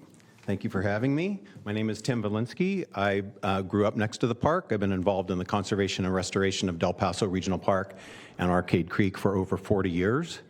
And I entered my comments into the record with the clerk, and also the Sierra Club supports these. With all due respect to Supervisor Desmond, this is a nuclear option. The resolution is proposing a de-annexation. That's an extreme approach when other governance options have not been explored. This includes a joint powers authority with the city. This includes a conveyance to a land trust. This includes a land back conveyance to descendants of the Nisenan tribe that Charlie just mentioned. That's item one. Item two is, the county has its own encampment problem. The county portion of the Arcade Creek watershed is solid trash. And so this notion that somehow de-annexing this to the county is going to be a better waterway steward, I think is fallacy. The third is, and we're going to get into some investments now. The people before me said the city didn't invest in the park. We're going to talk about those. The errors of omission here, and I looked at this from a CEQA standpoint, the resolution doesn't talk about natural areas. About 50% of this area was designated as natural habitat. In 1985, the resolution doesn't address that and doesn't explain how that's going to be, that land and water is going to be stewarded. The city and the county do not have natural areas programs. There's no expertise for managing these areas, and the resolution doesn't explain how the county's going to do that.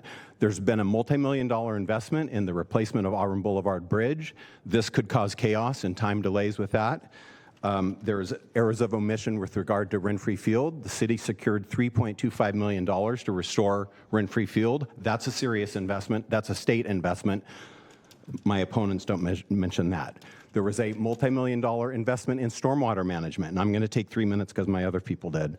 Item number 7 on stormwater. There's a stormwater detention basin. The city spent millions of dollars building that to treat polluted runoff coming off the residential areas where I grew up. That's been a wildly successful program. There's no O&M in the resolution for that. Item 8, errors of omission, cultural resources. The resolution doesn't talk about the archaeological resources that Mr. Duckworth just talked about. How are we going to manage those going forward? Number 9, the city's land use decisions have actually degraded this watershed. The County Board of Supervisors has approved massive development within the watershed and within the floodplain of Arcade Creek. How is the county going to be a better steward of this creek and the park? And number 10, all of these factors need to be considered in a full-blown CEQA environmental impact report so that the LAFCO doesn't make a decision of folly. Thank you very much. Supervisor Cerna. Thank you, Mr. Chair. So I note that we do have our LAFCO director here, so I'd ask him to come to the podium and maybe give us some insight about some of the concerns that have just been expressed, especially as it relates to CEQA and some of the environmental concerns. Jose, why don't you come now? Thank you. And thanks for being here, Jose. Just not to go into great detail, but in terms of process, because I think there was ample reference just made to the resolution doesn't do this, the resolution doesn't say that. But to me, the nature of this particular resolution is simply to initiate a process where much of the concerns that were just enumerated would and should be analyzed, but it's in the construct of a LAFCO process. So maybe you can just share a few words about that. Sure. Good morning, Mr. Chair and Board of Supervisors. My name is Jose Enriquez. I'm the Executive Officer for the Sacramento Local Agency Formation Commission. The question as it relates to CEQA for this resolution, it really would not be considered a project. This is my understanding of the resolution is initiation of discussion. It doesn't initiate any LAFCO proceedings, and it wouldn't be until you get to the LAFCO process in which the CEQA question would have to be determined depending upon what the plan for service would be for the park. Correct. So at this point, no CEQA would be necessary, in my opinion. Obviously, I'm not an attorney, but at this case, I don't think such consideration is warranted. Right, but the question, my point in bringing you forward is that what I know about LAFCO and having in a previous life actually managed the largest annexation since 1968 to the city of Sacramento, there's always going to be a fork in the road during the LAFCO process where, as I think you just made reference, the question of whether something needs CEQA review, is neg-decked, or what have you, is part and parcel of a LAFCO process when it comes to either annexation or detachment, correct? That is correct, Supervisor Serna. Great. Thank you. Thank you. Thank you, Supervisor Serna. That's a very critical point. We are not deciding here today on actual deincorporation. We are asking today for the city to consent to us forwarding this to LAFCO to initiate that very evaluation that Supervisor Serna is referencing. So thank you.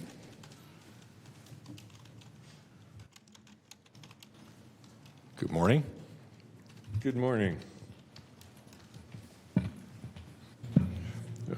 Before we get started here, I have a front page article in Sacramento Bee that I'd like to enter into the record. This is an article on Del Paso Regional Park. The homeless people that were interviewed for this article, one of them was found dead just a couple months later after this article was published. So, and to speak to Mr. Van Linsky, I'm one of the opponents here in one of the neighborhoods that we have been at odds at for many, many years. Good morning. I'm here this morning in support of item 43, reorganization of Del Paso Regional Park. And I'm here to ask the questions, what if? Think of the possibilities.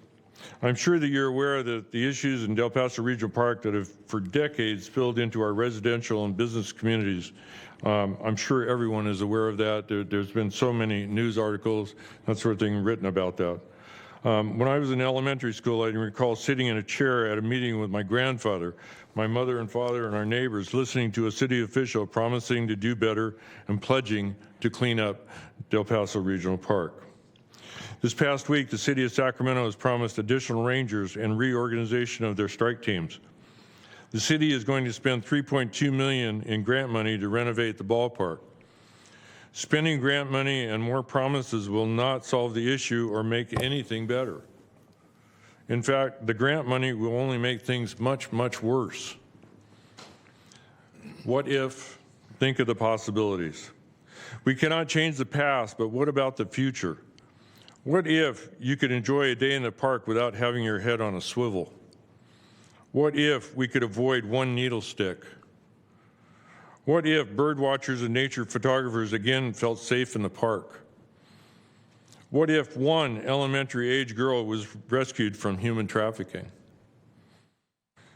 What if businesses once again chose Del Paso Park for their picnics? What if there was one less dead body found in the park? What if high school track teams again used the park for meets?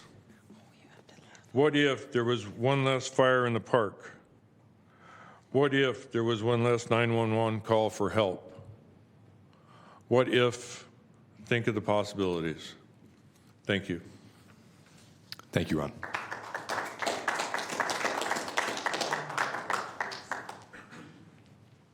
Next, we have Dean. I wasn't even going to try it. Good morning. Good morning. My name is Dean Karajanis. I'm a retired science teacher at Mariloma High School. Back in the late 90s, with help from Doug Ossie, we started a project called the Arcade Creek Project.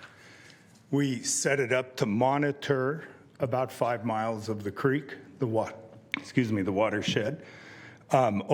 We had planned, and it worked out, where the students did 9 different studies at 6 different sites along the creek. They did cleanups, and then they did outreach to the community to make them understand why we need these kind of natural places. Well over 5,000 students took place in this project. Every year, 30 to 40 students went on to college to pursue fields in natural resource management. At the start of the project, when we would do cleanups, it was a lot of removal of invasive plants and a reasonable amount of trash that had flown down the waterway. By the end of the project, we had to start giving sharps containers, to the kids so that they could dispose of the needles they had found. We had parents starting to become very upset with the condition that their kids were being put into, to the point where district administration decided that the problems, the dangers outweighed the advantages of the project, and it was cut from funding after 21 years. So I'm here only to say what we watched is the degradation of that parkway over our time. Thank you. Thank you. Juliet. Morning, Juliet. Morning. Just 1 second.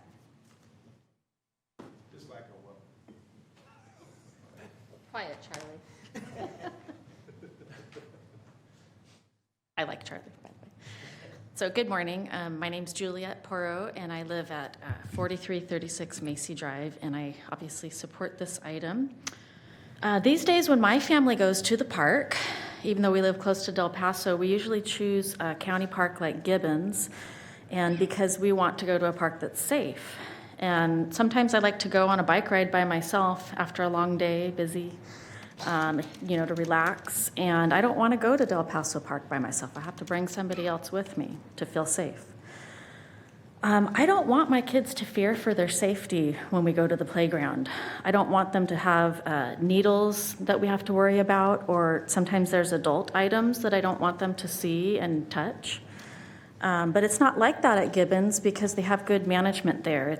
The grounds are maintained, it's clear of trash, and there's lots of families there. People have barbecues, picnics, people play sports. It's the way that a park should be. It's a place to go to exercise, to enjoy green space, and it feels good to be there. So that's where we choose to go because that benefits our community and our family. We also like to go to Ansel Hoffman, which is also another county park that's not too far away, and they have the FEA Nature Center there, which I'm a member of. Things are very nice there, well managed by the county. It's safe, it's clean, it's a nature area with educational opportunities like we used to have at the Science Museum. There's respect for the environment and the wildlife there, and I want to pass that kind of an experience on to my kids, and I'd like for Del Paso Park to be like that. So basically, what's the difference between these two different situations? It's the governance there. The city park is in our unincorporated county neighborhood, and that's basically the state of that's the reason why it's in the state that it's in, is the way it's being governed. But Del Paso does have the potential to be the kind of park and nature area that I would take my family to. My final point is that all it needs is leaders who value and care about the needs of the residents surrounding the park. To take it over and bring back security, maintenance, positive programs for families like mine. So it's time for someone else to be in charge there, and I urge you to vote yes. Thank you. Thank you, Juliet.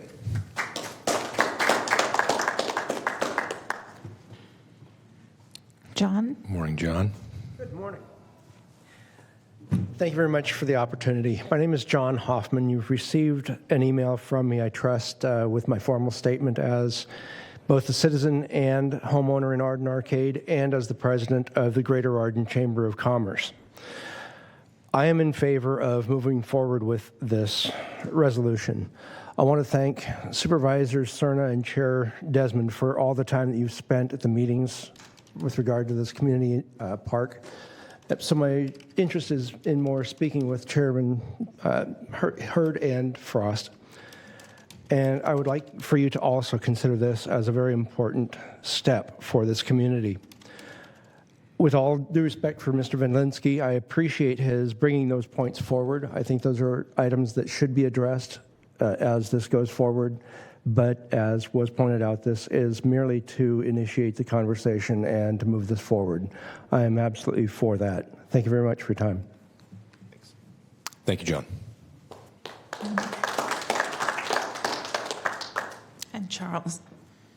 Do you have any phone comment on this item? At the moment, we do not. Okay. So obviously I'm against the spread out shelter model, and I'd like to see locations like this closed down eventually. But right now, with the amount of bed space that we're lacking, I hope that doesn't become part of this plan, is to close down the Hope Cooperative shelter that's right there. Because that's part of what's going on with this, is that there's issues because of the shelter, I believe. And so I think that do this in such a way as to where that can remain open maybe until there's more bed space, and also that Hope Cooperative doesn't lose funding.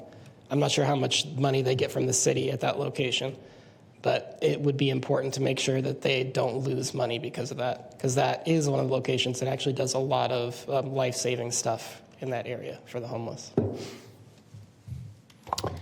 Thank you, Charles. This action here today, just for clarification, is not intended to impact the city shelter that is still city property, but certainly it does influence the discussion about why we're having this discussion today. Any additional? No public comments on the phone. Okay, we'll bring it back to the board. I don't see any more comments. I thank you for the public comments from the neighbors. Oh, Supervisor Hume. Thank you, Chair. I just kind of wanted to address some of the comments that were made. First of all, there's obviously a societal issue at hand here. And the pictures of the park, you could take pictures of many neighborhoods and many streets and many parks from 2016 versus now and look at the degradation that has happened because of what's happening to our society. So there's a way bigger issue than anything that's going to be solved at the LAFCO level or any governance issues. So I just wanted to put that out there. I do appreciate that I think there are some very active and involved residents who are willing to step up and take a more hands-on approach to governing this. And I want to push back against the characterization that these are your opponents or that you're their opponent. I think you are all proponents, and you're proponents for seeing this land managed in a better way so that it has a higher functioning use that both honors the rich history of it as well as for folks who want to get out and use it right now today in a safe and positive way. So I'm in fully support of the resolution, and I think a lot of the questions that were raised are premature, and that there is, as was mentioned by my colleague, there's a very lengthy and protracted, at least in its examination process, that will take place as a part of this. And if nothing else comes of this than simply sort of raising awareness and forcing the issue with our colleagues in the building down the street, then I think that's a positive outcome. So I'm fully in support. Thank you, Supervisor Hume. I'm glad you mentioned that, because I too think intuitively it doesn't seem like there's opposition. I mean, it seems like everybody is in favor of protecting the valuable environmental resources, archaeological resources, recreational spaces, and I think having this possibly identifying a path where the governing body that has a more of a vested interest in doing those things is going to improve those aspects of the park. It's just axiomatic to me that local government is going to be more attentive to an area where they have accountability. And again, this is the city just, this is an afterthought, I think, for the city of Sacramento. And again, I say that without casting aspersions, without casting blame, but it's just the way it is because it is such an anomaly, I think, in just the geography. So with that, I will move approval of the resolution, and I believe Supervisor Cerna also already went public with a second, and I just really appreciate Supervisor Cerna's leadership, steadfast leadership on protecting the natural resources in our parks, certainly, and this falls into that. So thank you. Unanimous vote with those members present. Okay, so I guess I'll ask County Council. So after this will be transmitted to. Thank you. This will be transmitted to the City of Sacramento with a request for them to consent to initiating these proceedings. Sorry. So this will be transmitted then to the City of Sacramento. Okay. Correct. All right, that's the next step. Okay, thank you. Thank you for all the public comment here as well and for staff support. Okay, that'll take us to item 44. Yes, item 44 is your 2022 annual report of the Sacramento County Mental Health Board. Good morning and welcome, Dr. Sacco. Good morning.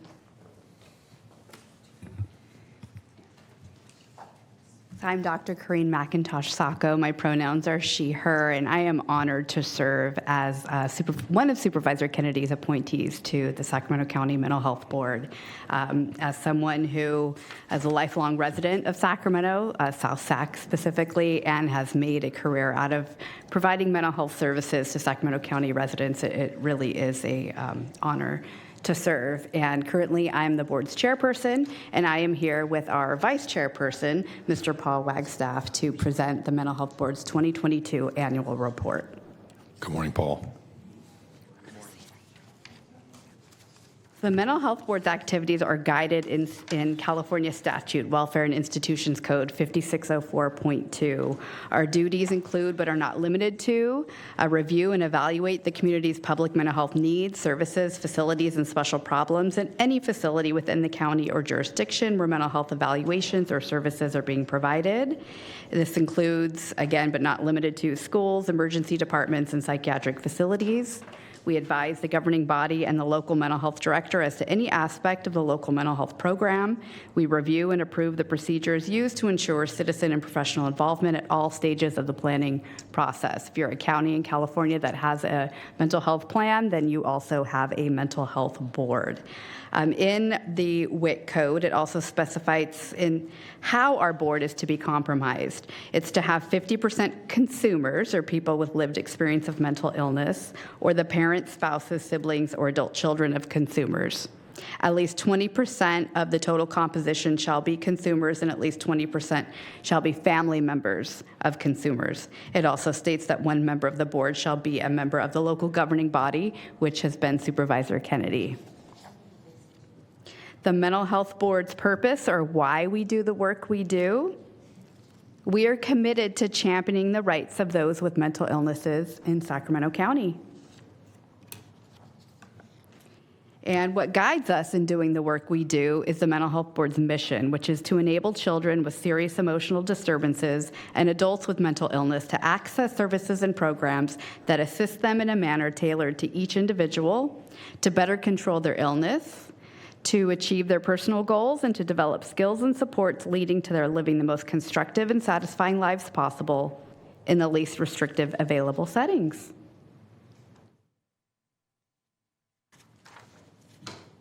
Thank you, Dr. Sacco. Good morning, supervisors. I too would like to thank the Board of Supervisors and Supervisor Desmond for making the nomination to serve in District 3 of the Mental Health Board, and also to serve as vice chair. Thank you, Dr. Sacco. This is who we were in 2022, the Mental Health Board membership.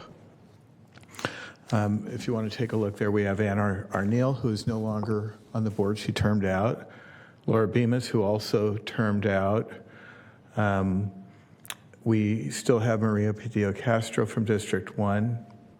And Dr. McIntosh Sacco. Excuse me, what about Evan Minton? Pardon? Evan Minton. Oh, and Evan is came in 2023. yeah, he's okay. on So this is membership from This is 2022. Gotcha. All right. Thank you. Thank you, Supervisor Cernak. Yeah, and I think that's good for context that this is 2022.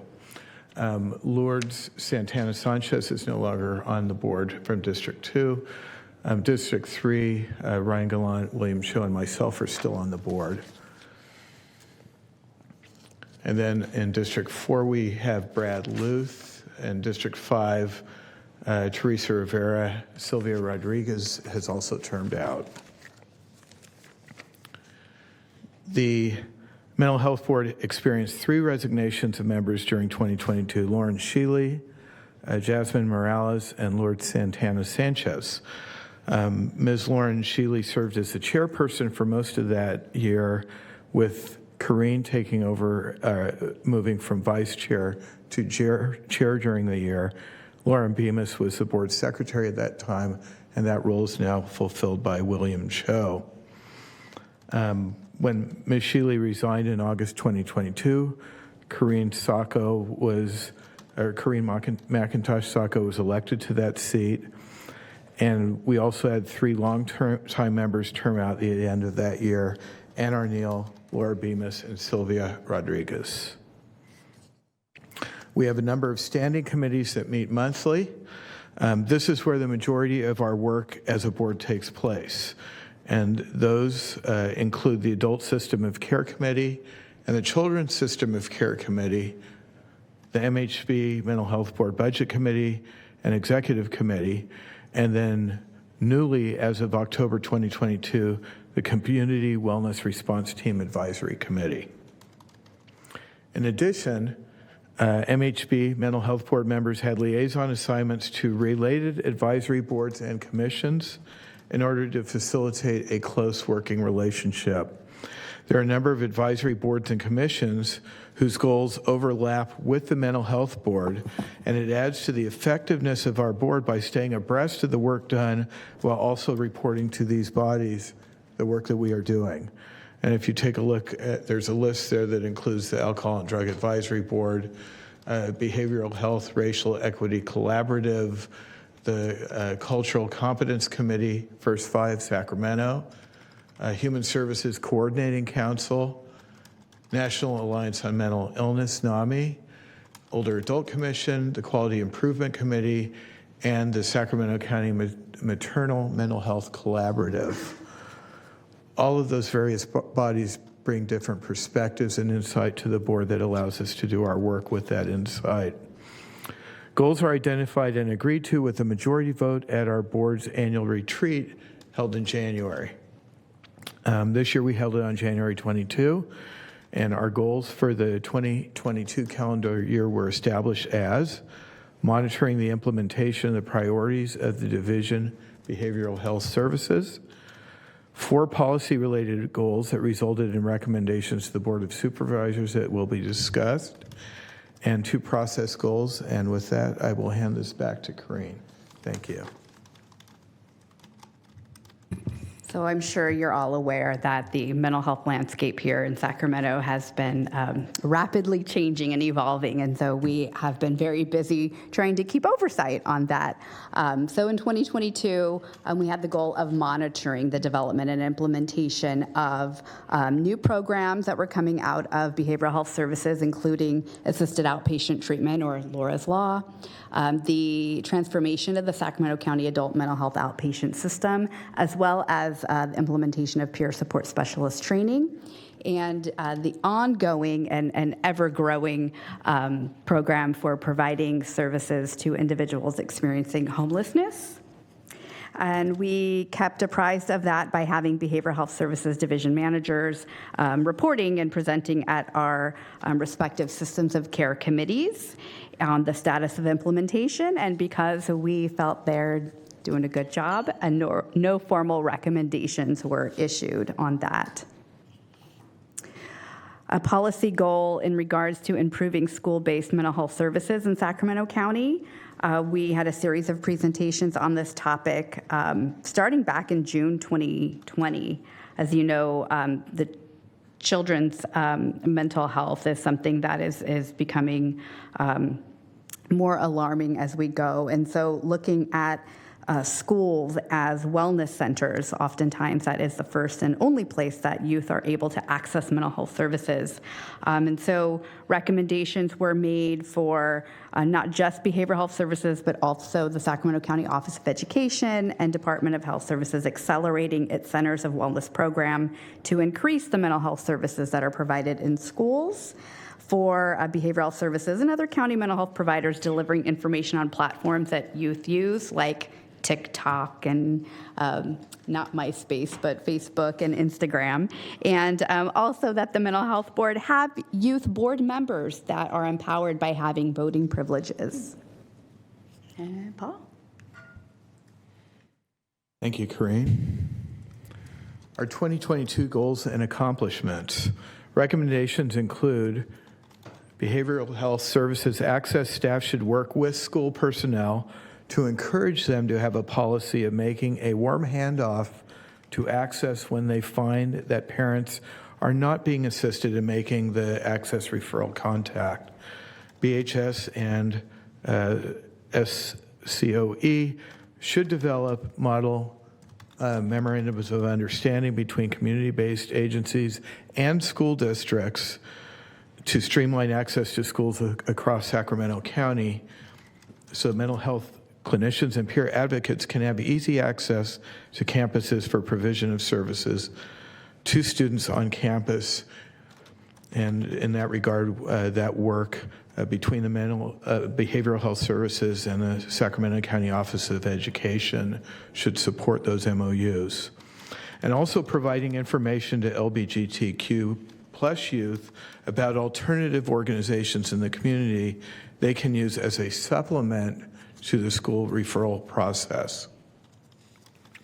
In that regard, building on that recommendation, the Mental Health Board sent the Board of Supervisors a letter in November of 2022 improving the process of referrals from schools to specialty mental health services. Corinne? All right, and so another policy goal is to improve the vocational rehabilitation services for consumers provided by full service partnerships, or FSPs, in Sacramento County. We made the recommendation that behavioral health services should add individual placement and support employment, or IPS, to services offered by FSPs. This is to provide evidence-based employment services to partners, that FSPs should teach clients when possible also to use public transportation to mitigate transportation as a barrier to employment, and that FSP staff should be trained so that they understand how wages from employment affects Social Security insurance, or SSDI, so they can educate their clients about the effects of working on their benefits. And another policy goal was in regards to behavioral services provided to folks that are criminal justice involved in Sacramento County jails. The Mental Health Board held meetings over 10 months where we received presentations by system partners and other stakeholders. We obtained first-person accounts from family members and consumers about their encounters with being detained in Sacramento County jails, interaction with law enforcement during a behavioral health crisis, and attempts to receive appropriate behavioral health services in the community. These recommendations, as you may recall, were presented at the December 7th, 2022 Board of Supervisors meeting on the report on population reduction efforts and request for direction on steps to address jail facility deficiencies for May's consent decree compliance. And these recommendations included adopting a Care First, Jails Last policy resolution that values a comprehensive continuum of care for individuals with mental illness, substance use, and co-occurring disorders rather than incarceration, to invest in building and operating a 24-hour assessment and intervention service center. That would be in order for law enforcement and first responder partners to divert people with behavioral health and or substance abuse needs away from incarceration and emergency room visits, to get linkage to services and the care that their condition requires, and also to increase the number of subacute care beds in Sacramento County. We also made the recommendation of, instead of prioritizing funds for constructing treatment space inside the jails, to construct a freestanding mental health treatment facility that has beds licensed at both the PUF, or psychiatric health facility level, and licensed at the more, the subacute, or MHRC, Mental Health Rehabilitation Center level. Okay. Here's some of the presentations that we had at our general meetings of the Mental Health Board in 2022. In April, we had SAC maps by Cal Voices, also Brown Act highlights by County Council, and that tends to repeat at least once a year if we can do it. In July, the Wellness Crisis Call Center and Response Program update by the Behavioral Health Services program staff. And then also increased accessibility and inclusivity of mental health board meeting procedures were discussed at that meeting. In August of that year, Sacramento County's implementation of of CalAIM for behavioral health services by the Behavioral Health Services Director. And in October, implementation and operation of 988 Suicide and Crisis Lifeline by WellSpace Health. Site visits were not conducted for the first 6 months of 2022 because of the COVID crisis and emergency, but they resumed quite actively in June of 2022 and included the following: the Hope Cooperative Mental Health Crisis Respite Center in June. In July, Synergy's Adult Residential Treatment Facility in South Sacramento. In August, the Sacramento Mental Health Urgent Care Clinic that had been recently opened before that. In September, the Sacramento County Mental Health Treatment Center, and then Mental Health Court down at the Sacramento County Superior Court with Judge Brown in October of 2022. Corinne? So in addition to our general meetings and our respective system of care meetings and our liaison assignments, and we also have ad hoc work groups. These are time-limited, really focus areas of study.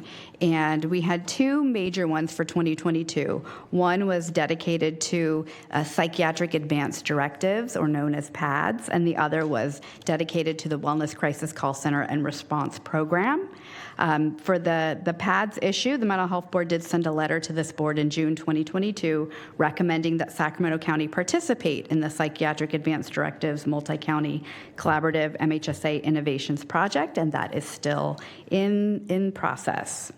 And for the ad hoc work group dedicated to the WCCCRP, this work group thoroughly reviewed the community stakeholder input that was received, and we also researched effective practices for community advisory committees of similar programs. We created a set of recommendations for membership criteria with the purposeful prioritization of community members with lived experience. We drafted an advisory committee application, participated in screening and selection procedures, and we led the initiative for renaming of this program through community participation, all the while advising the Division of Behavioral Health Services on program design and implementation, and to provide information to the public. So serving as an interim advisory committee until that actual committee was stood up in October 2022. And we had some other accomplishments that are noteworthy. We conducted the public hearing on the draft Mental Health Services Act 2022-2023 annual report, or annual update, excuse me. We approved the 2021 data notebook that was focused on racial and ethnic inequities in behavioral health, and this is required also by California Welfare and Institutions Code. And we also approved the 2022 data notebook, whose focus was on the impacts of the COVID-19 pandemic on behavioral health needs and services.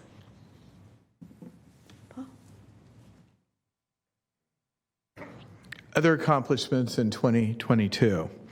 We updated our conduct agreement, set of guidelines that our members agree to in order to hold themselves while interacting with each other, both in and outside of meetings. Increased allotted time for public comment from 2 minutes to 3 minutes per speaker. We updated the Mental Health Board brochure for marketing purposes. We also updated the recruitment letter and sent to mental health organizations and other system partners for assistance with promotion. And we updated our Mental Health Board webpage to promote current vacancies. In addition, as you can see on the screen, we participated in interview panels for the positions of Behavioral Health Services, Forensic Behavioral Health Division Manager, and the Sacramento County Director of Health Services. Our process goals to increase accessibility and inclusivity of the Mental Health Board meeting procedures and increasing recruitment of Mental Health Board members as described previously. The Mental Health Board and support team and contact is listed on this slide, and you see Jason Richards, Glenda Bassina, and then also a way to contact the Mental Health Board directly on our webpage. We are very appreciative of the commitment shown by Behavioral Health Services Director Ryan Quist and his team for that year and continuing after, and also with the addition of Tim Lutz. They have proven time and time again their steadfast commitment to ensuring that all of our county's residents are able to assess the necessary behavioral health services and exercise innovativeness to the extent possible in order to do so. None of the Mental Health Board's work would be possible without the work and dedication of the folks identified, Jason and Glenda on the screen, who provide administrative assistance and support to the Mental Health Board. As you can see, we are a very busy board, and Mr. Richards and Ms. Bassina are instrumental in making sure that we have what we need in order to do the work.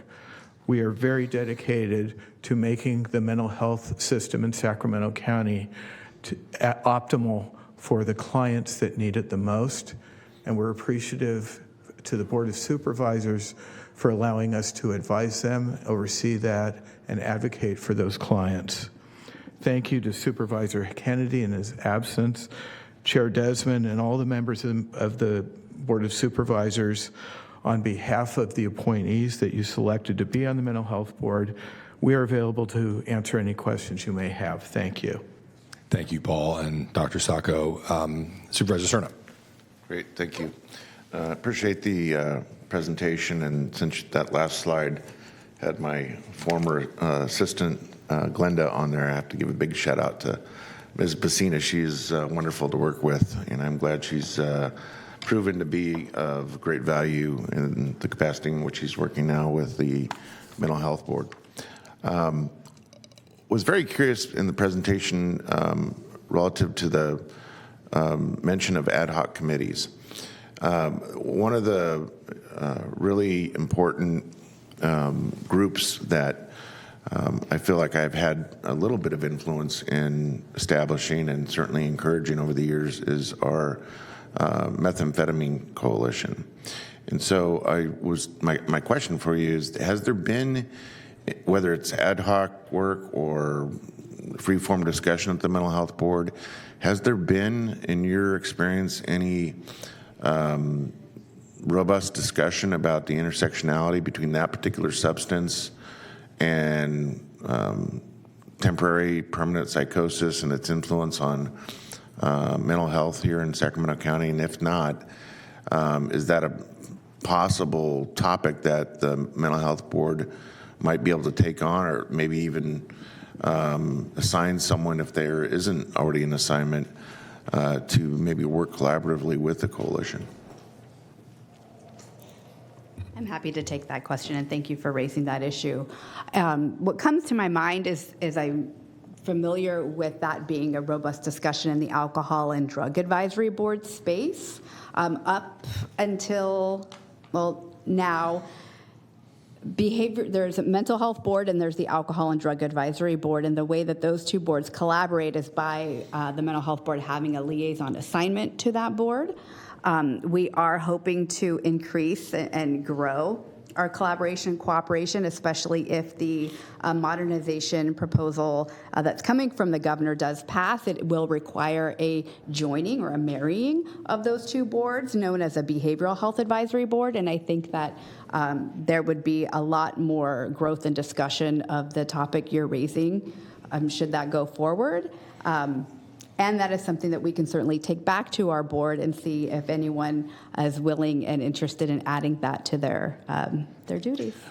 I would appreciate that. Yeah. And I would encourage, whether it's under your leadership or others taking the mantle on at the board, the mental health board, maybe getting your hands on at least some cursory data about the meth epidemic in Sacramento County and how it is being measured and has been measured in terms of its very, very adverse influence on the mental health of our constituents. I'm a big believer that it's such a big challenge, a big problem, that it probably deserves very focused attention in both realms in terms of alcohol and substance abuse board, activities, as well as mental health board activities.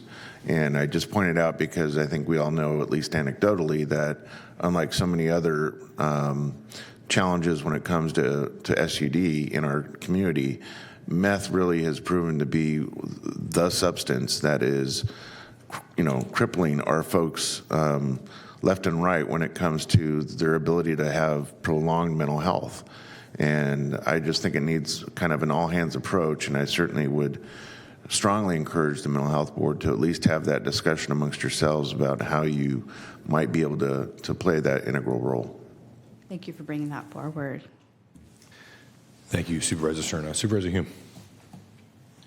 Thank you, Chair. And I apologize, I just learned of this issue yesterday, so I don't know anything about it other than to start asking questions, and I'm certainly going to seek a briefing on the item. But have you heard anything from our community-based partners relative to the, and I assume it's a mandate from the state, relative to the billing for CPT codes and electronic health records and in-field services?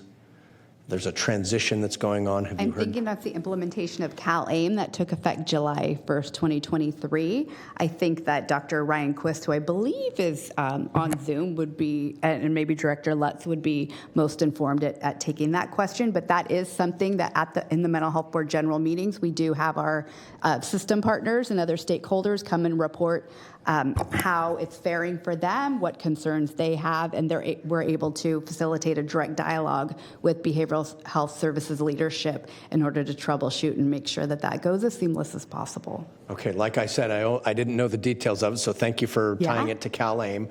And so in those reports that you've heard, does this seem like something that is going to be, it's a wrinkle to be ironed out? Is this something that is going to, because what I've heard is essentially they're having to tap lines of credit and really stay afloat themselves because they can't get things figured out in a timely fashion.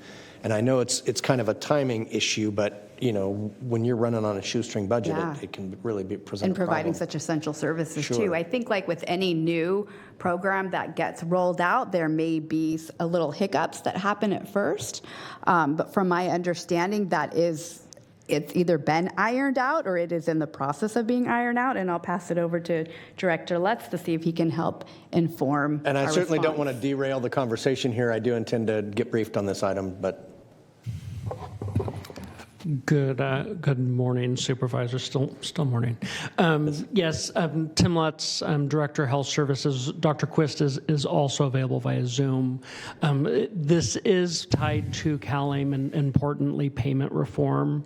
And certainly we have tried to take as methodical as a process as possible with our providers because this was something that embedded within CalAIM is a requirement, not an option. So I think locally what we wanted to do was try and mitigate that natural stress of change and an entirely different billing mechanism on our providers. 90+% of our service delivery is provider-based within behavioral health services. So understandably, we want to make sure our providers are taken care of, supported. We understand there's a lot of anxiety around what billing is going to look like. We've committed to very frequent, I know Ryan and his team are pulling first month's billing to compare to last year's billing, to do an apples to apples comparison. And then we'll have a first quarter reconciliation with our providers again to see, does it look like they're being made whole, or at least being able to support their costs through this changeover. We did specifically increase rates for our providers with the aim of making sure they would be able to see cost recovery. Great. Thank you. Appreciate that. Sorry for that tangent, but I appreciate it. Thank you. Thank you, Supervisor Hume. Supervisor Frost. I just wanted to thank you for that very comprehensive report and for all the work that you do. And I wanted to let you know that we do have some interested parties. So I'm hoping to fill the positions for D4 soon. I know I heard you mention you're hoping to fill some of those positions. So just wanted you to know we're working on it. Thank you for that, for your consideration, your attention to that. Yeah, if we have a full board, the more work that we can do. And again, as keep coming up, I think in almost every meeting, there's an issue about mental health and how county can transform and meet the needs. I know it's important. So appreciative. Thank you. Mm-hmm. Okay, thank you, Supervisor Frost. Well, I just want to, let me certainly add my voice to the chorus of thanks for you. I mean, the board has been obviously very active. You have devoted an awful lot of your personal time to these efforts. So I thank you. It means a lot to the county, means a lot to me personally. The work you're doing is so important. So thank you for being here today. I did have a question. I did have a conversation with both Paul and one of my other appointees, Mr. Cho, I think, as you know, about the Wellness Crisis Response Team Advisory Board. And I know your board approved the bylaws. And I just want to ask you a couple questions about those. Dr. Sacco or Paul, either one. I mean, there are some specific exclusion criteria for members to serve on that advisory body. And this is the Wellness Crisis Response Team, whose intent is to provide an alternative to law enforcement responses to people experiencing a behavioral health crisis out in the street. Something I support, having been someone who was in law enforcement and having responded to those kinds of calls without having the expertise, obviously, to do it. But it certainly, in some of the exclusion criteria for serving on that advisory body, I mean, I understand just intuitively not having someone who's currently involved in law enforcement. But I think what I would ask of the Mental Health Board is to reconsider some of those exclusion criteria, because I think not only it excludes anybody who's ever served in law enforcement, it excludes anybody who's a family member of someone who served in law enforcement. I think that's too exclusive.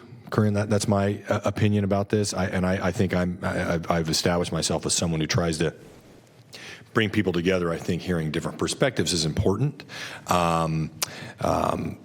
So I challenge you on that score to maybe reconsider those. I mean, it just seems counterintuitive to me that someone could serve on the Mental Health Board but couldn't serve on this advisory body. I couldn't serve on this advisory body. And I consider myself someone who is definitely someone who is able to understand I can think outside the cultural status quo, for instance.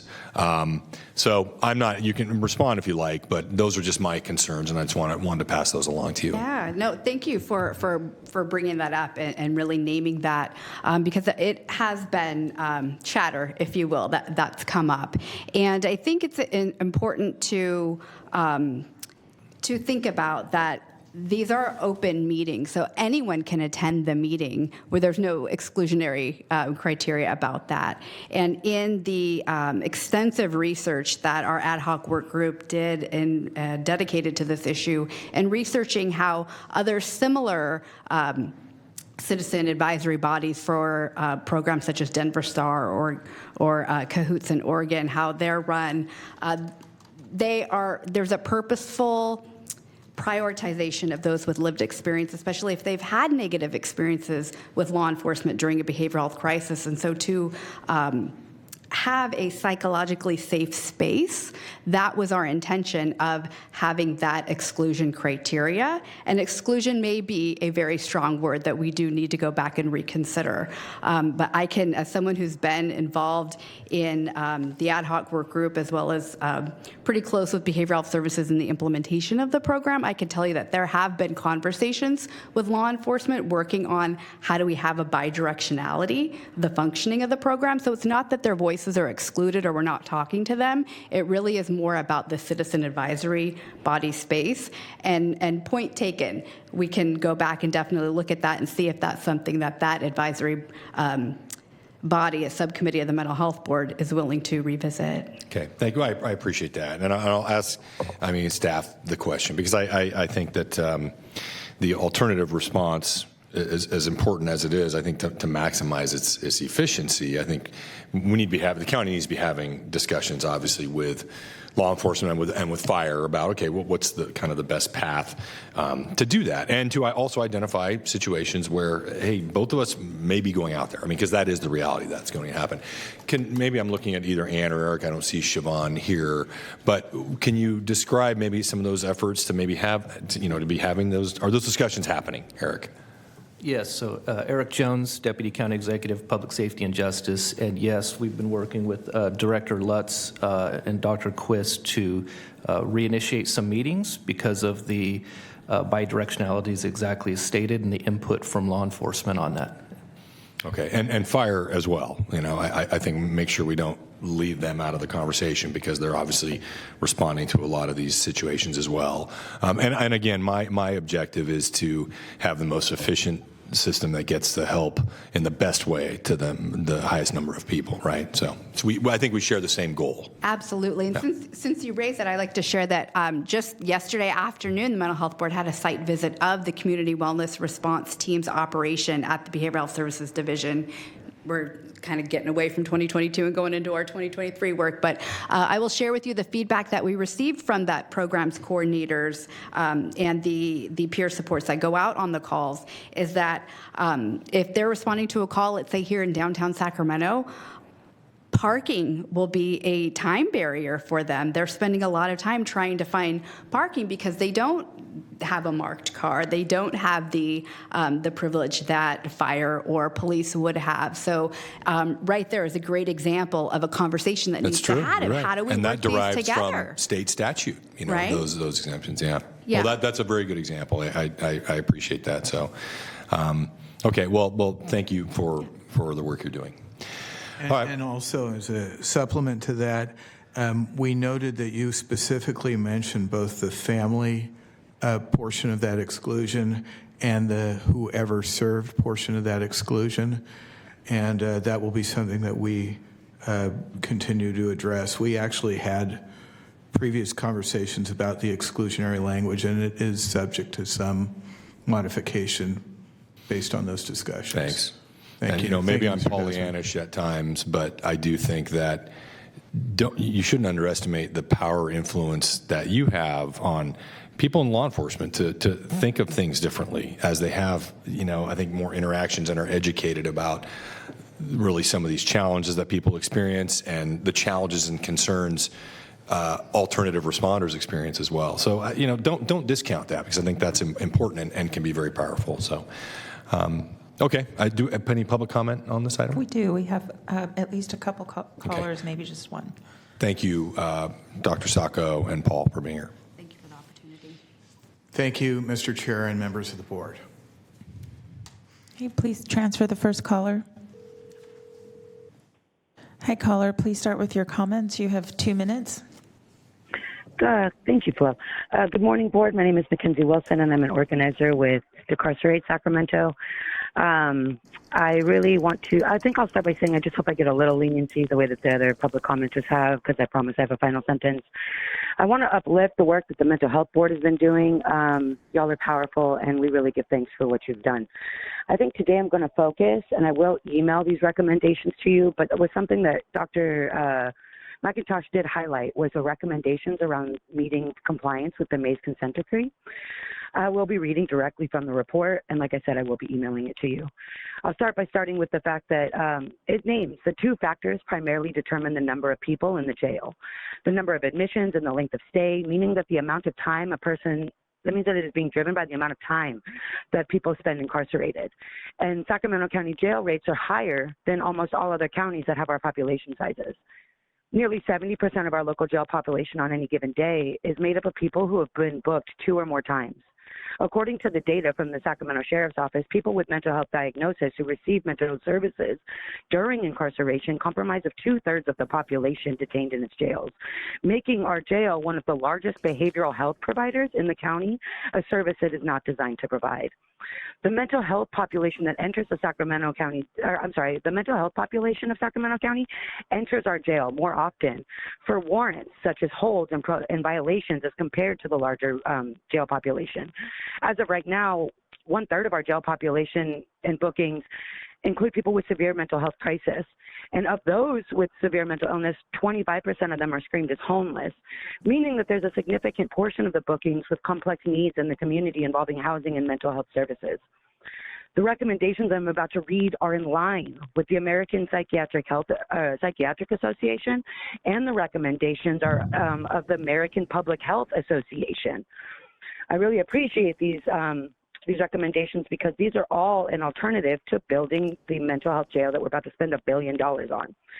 The first one was approve a Care First Jails Last policy resolution that values a comprehensive continuum of care of individuals with mental health illness, substance use, and co-occurring disorders. Can you wrap up your comments? You're already past your time. Okay, for sure. Then I'll just name the last one. There's two. There's two recommendations. One is invest in building and operating a 24-hour assessment and intervention service center in order for law enforcement and first responder partners to divert people with mental health crisis, behavioral health, and substance needs from incarceration emergency rooms. And the final one is increase the number of subacute care beds in Sac County with an appropriate number of beds being designated specifically for individuals involved in mental health diversion programs. And specifically, it has been estimated that you're going to spend $654. Yeah, I'm done. Just the last 3 sentences. Thank you, Mackenzie. Okay. Okay, the next caller.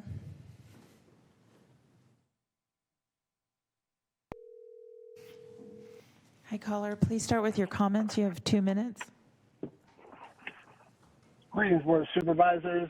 Just want to give a shout out and thank you to members of the Mental Health Board who have put together a set of comprehensive recommendations that this board, I hope, is actually taking very seriously in implementing or approving in a formal on basis. I believe it was already approved, but one of the things that is important to really name is that we need to really shift the culture in particular in how we think about responding to mental health crisis calls away from this preconceived and archaic law enforcement narrative that they're always going to be there and that they are a necessary force to responding to mental health crisis calls, when in actuality, the reason that community members actually called for a police-free mental health crisis hotline, as well as the advisory body that doesn't have law enforcement members on that body, is because law enforcement created the situation in the first place by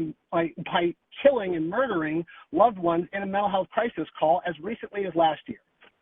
The only reason that they are excluded from the advisory body within this, as well as being asked to step back from responding to mental health crisis calls, is because they don't know how to handle these crises, and they seem not to really want to or have any interest in doing so, as recently as the last sheriff who explicitly stated that to this board.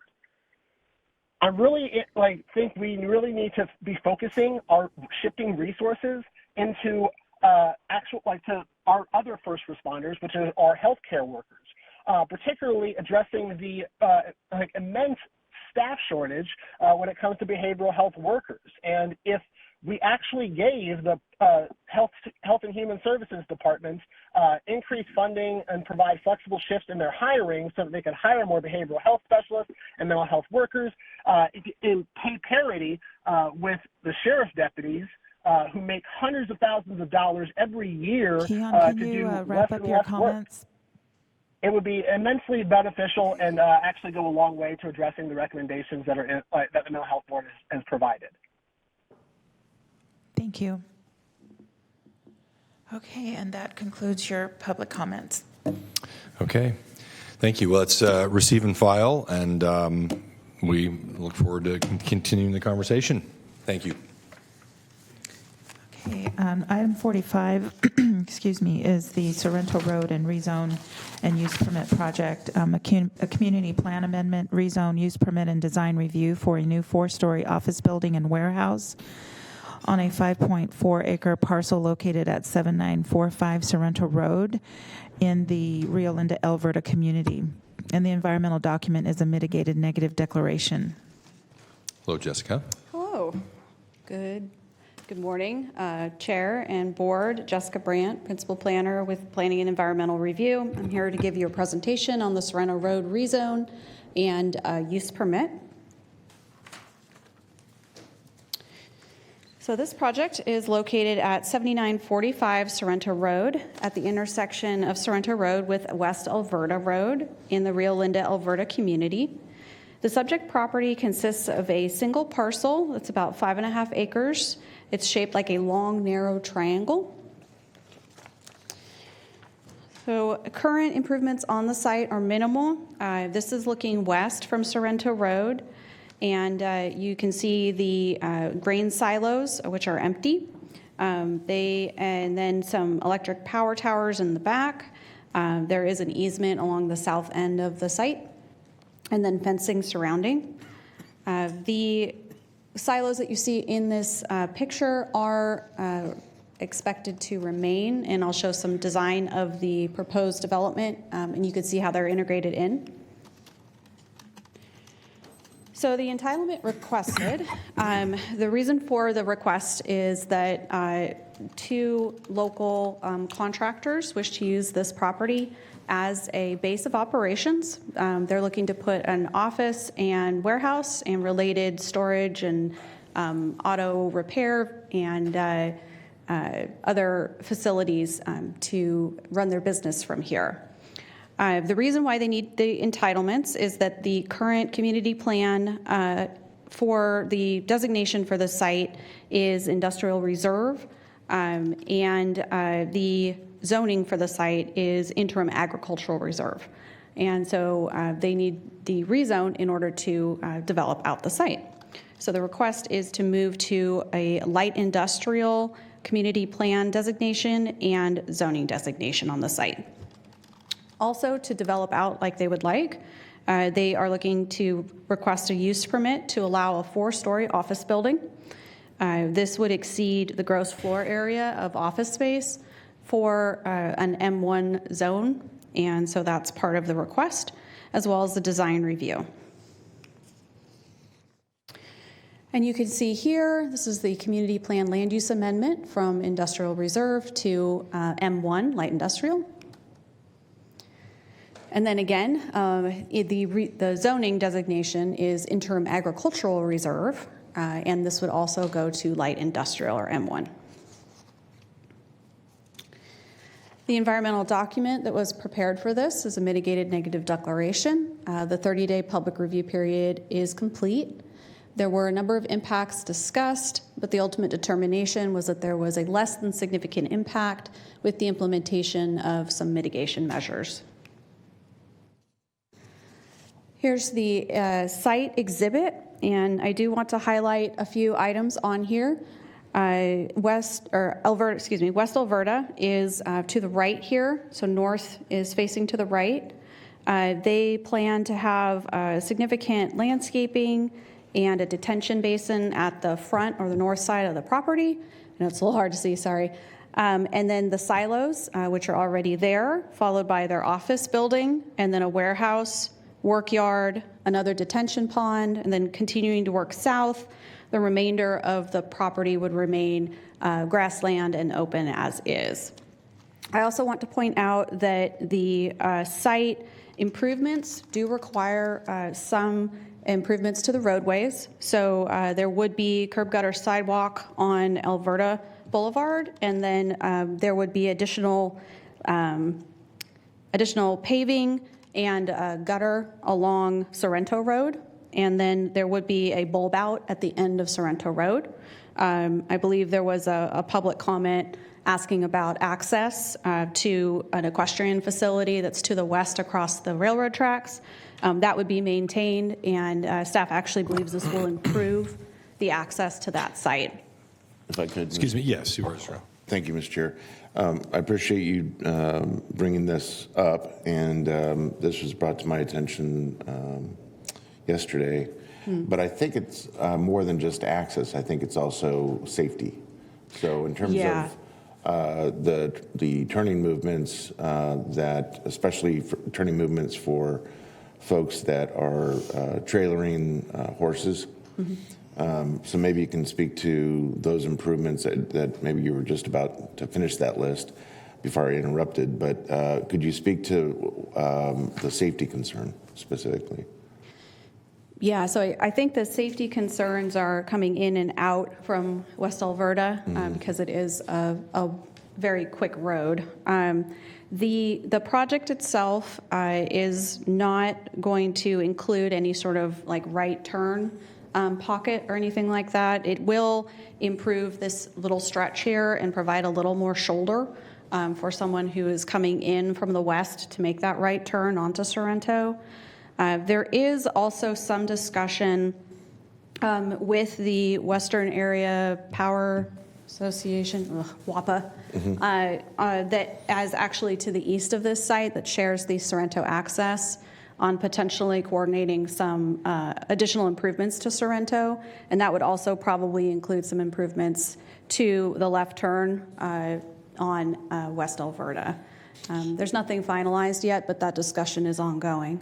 In terms of the process going forward, should it be approved today, what would be in place or expected in terms of ongoing review to make sure that visibility as it relates to ingress and egress and turning movements is not going to be somehow impaired? How would that be addressed? You're talking from ingress and egress from West Alberta? Yes. Well, what I'm speaking to specifically is there's a concern about visibility that's in the correspondence that we all have in front of us. So how will planning staff, either just plain administratively or by other review means, ensure that visibility is going to be acceptable so that it doesn't threaten any kind of safety as it relates to access and turning movements? Yeah. Supervisor Cerna, Todd Smith, Planning Director, chiming in on this one. As Jessica mentioned, there will be frontage improvements on both Alberta Road and Sorrento Road, such that those roadways, at least on the half section, are widened.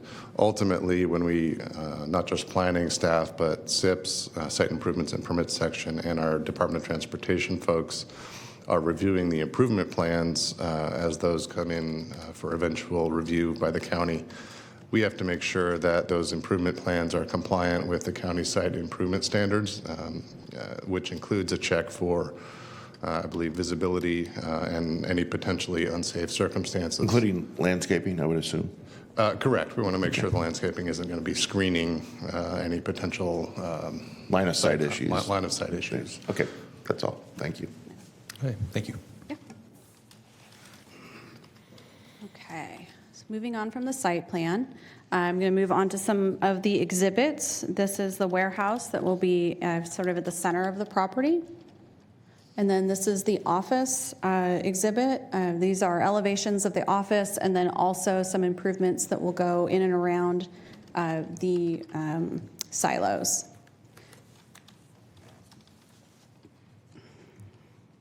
The response to this project has been overwhelmingly positive.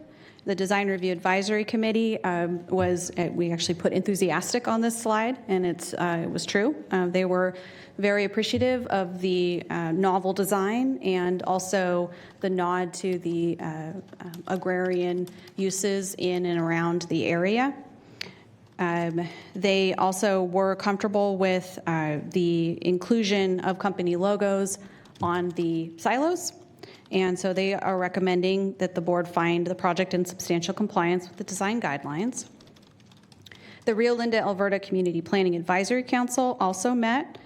We did only have 2 members in attendance, but they were also in favor. They did vote to recommend that the board approve the requested entitlements. Oh, I'm sorry, 2 members of the public attended. So we did have a vote from the council that they did recommend. They also echoed a lot of the design appreciation that the DRAC had. And then no additional comments other than the one asking about the roadway improvements have been received from staff or by staff. And so project analysis, we did find, where we found that you could find, that this project could be consistent with the general plan, community plan, and zoning code as conditioned.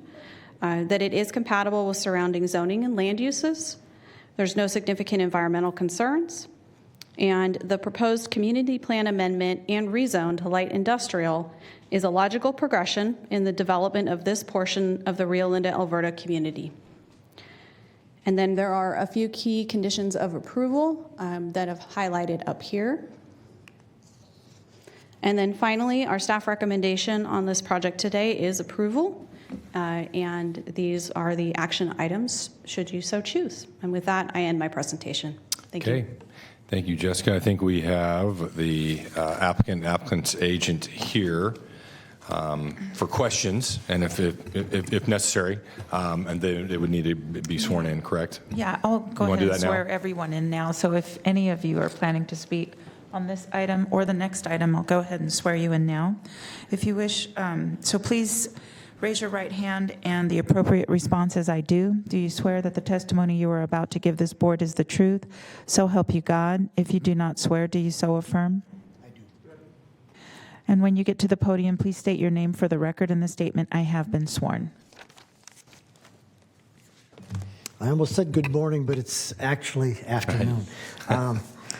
Mr. Chairman, members of the board, and Jessica, my name is Richard Rosamovich. I'm with Area West Engineers. We're the applicant's engineers and also representing the applicant. I have been sworn. Our business address is 7478 Sandalwood Drive in Citrus Heights, California. Thank you, Jessica, and also Nate Doberneck. We spent a lot of time on this project. I'm very happy with the results. We have an architect and 2 local contractors that are going to move their business from downtown Rio Linda into this facility. And I think it's going to be a great asset to the community and the folks that are actually going to work at the facility. And to explain some of the issues for Supervisor Serna, we did spend a lot of time with transportation. The area on West Alberta are designed for the ultimate development. It'll be 2 lanes on our side, bike lane, deceleration lane, and then as you come onto Sorrento, you'll also have a expanded intersection. We did talk to the energy folks, I think it was a couple of months ago, and they recognized that they have a problem and they wanted to maybe do something jointly with our project, and I recommended to them and to our property owners that we don't want to do something jointly. Usually when you have other folks involved, one wants to go real quickly, the other one doesn't want to go real quickly. But we did offer our services that if they wanted us to continue with the ultimate expansion on the south side of West Alberta, we'd be more happy to help them. The issue is it's always the budget. So the energy folks, that they've got to go back to the people that actually have a checkbook and authorize them to do that. Other than that, I have nothing to add. I think the staff report speaks for itself. We recognize and accept the proposed conditions of approval. And with that, I hopefully that you approve the project as submitted. Okay, thank you. Thank you. All right, I'll bring it. Any other public comment on this item? No, we do not have any public comments. Okay, Supervisor Hume. Thank you, Chair. First of all, when I first saw this application, I thought, oh my gosh, this is spot zoning. Why are they putting an office building out in the middle of nowhere? And then as you dig into it and see that it meets both the county's vision for the area and just, I really want to commend the applicant on the architectural design and incorporation of the existing agricultural silos that, you know, aren't being put to a use necessarily, but are being maintained in order to preserve the aesthetic. I think that was really cool. So, and I appreciate that kind of being carried through from all of the review bodies that heard this and had similar sentiments. The only question I have, and it's just one out of curiosity, is the detention basins, both on, I guess it would be the north and south ends of the parking lots. Are those intended to act as bioswales in lieu of traditional drainage, or are they simply for high water events to hold water from runoff? To answer your question, yes, they're going to do two things. One is for the treatment, the LID, and also for water detention to reduce any of the drainage coming off of our property. Great, thank you. Thank you. Supervisor Frost. When I first saw this, I thought, well, that's an interesting shaped lot and a very appropriate use for something in that area. It seems like over time I've learned that in the rural areas where we have industrial meeting up with residential, it can get challenging, but this is this makes perfect sense, and I support it, and so I'll just go ahead and move approval. Second. And Mr. Chair, before we take a vote, I'll just note that I think we all are very well aware that in our contemporary rhetoric these days, we often find ourselves referring to breaking down silos. So this is one case where we're gonna go the other direction. Touche. Yeah. Please vote. Tip your waitress. Unanimous vote with those members present. Okay, thank you. Okay, and then for item 46, this is a use permit amendment and design review for a new parking lot at an existing congregate care facility located at 5420 Laurel Hills Drive. And this is in the Carmichael Old Foothill Farms community. The environmental determination is exempt. Okay, good afternoon, Kimber. Good afternoon. All right. Hello, everyone. My name is Kimber Gutierrez. I'm a senior planner with Planning and Environmental Review, and I will be presenting the River Oak Center for Children Parking Lot Use Permit Amendment and Design Review. The project manager for this project is Emma Carrico, so just wanted to say thank you to Emma for getting this to the finish line, and she's here if there are any questions that I cannot answer. So the project site consists of two parcels, one 2.75 acre parcel on the north side of Laurel Hills Drive that contains the River Oak Center for Children campus, and a half-acre parcel on the south side of Laurel Hills Drive that is currently vacant and would contain a proposed parking lot. The subject parcels have a general plan land use designation of commercial office. The zoning designation for both parcels is business and professional office. Surrounding land uses include the Laurel Ruff School to the north, medical offices to the south, and single-family and multifamily residential to the east and west. The River Oak Center does have an extensive history of entitlements and construction, so I'm just going to walk us through this. On December 12, 1963, a use permit was granted for construction of a nursery and residential care center for children. Between December of 1989 and July 2005, the River Oak Center for Children acquired the existing care center facilities on the north parcel and two parcels south of Laurel Hills Drive. So the subject vacant parcel that I mentioned in the previous slides, and then the parcel west adjacent to that. On May 23rd of 2007, the board approved a use permit amendment that allowed the current configuration of the care facility campus and set the minimum required parking for the campus at 73 spaces. However, a total of 77 spaces were provided after the redevelopment. In 2013, River Oaks sold the west adjacent property to the subject vacant parcel, which still contains an office building and a lot with 43 parking spaces. This did reduce the center's parking such that the facility no longer complied with the required 73 spaces. However, shortly after the sale, River Oak did begin leasing the parking back from the buyer for use by visitors of the center. In 2020, River Oak submitted this current use permit amendment request to develop a parking lot on the vacant parcel on the south side of Laurel Hills Drive to remedy the non-conforming parking situation. And then lastly, there have been a couple of code violations for overgrown vegetation. However, all of those cases have been remedied and closed. The applicant is requesting a use permit amendment to allow a new parking lot with 27 spaces for an existing congregate care facility on approximately 0.52 acres in the BP zoning district, and a design review to determine substantial compliance with our countywide design guidelines. Here's the site plan. So as you can see, the parking lot is on the southern vacant parcel, so south side of the Laurel Hills Drive. As previously mentioned, the parking lot would contain 27 parking stalls. Ingress and egress would be provided via an existing paved driveway that runs along the western property line of the subject parcel. And the lot design incorporates landscape planters along Laurel Hills Drive frontage as well as both interior sides. And then 13 new trees would be planted within those planters that I just discussed. And then there is an existing grove of mature trees on the south end of the parcel, including several oak species, which would be retained and protected. The proposed project was heard by the Carmichael Old Foothill Farm CPAC on April 20th, 2022. The CPAC did recommend the board approve the proposed project.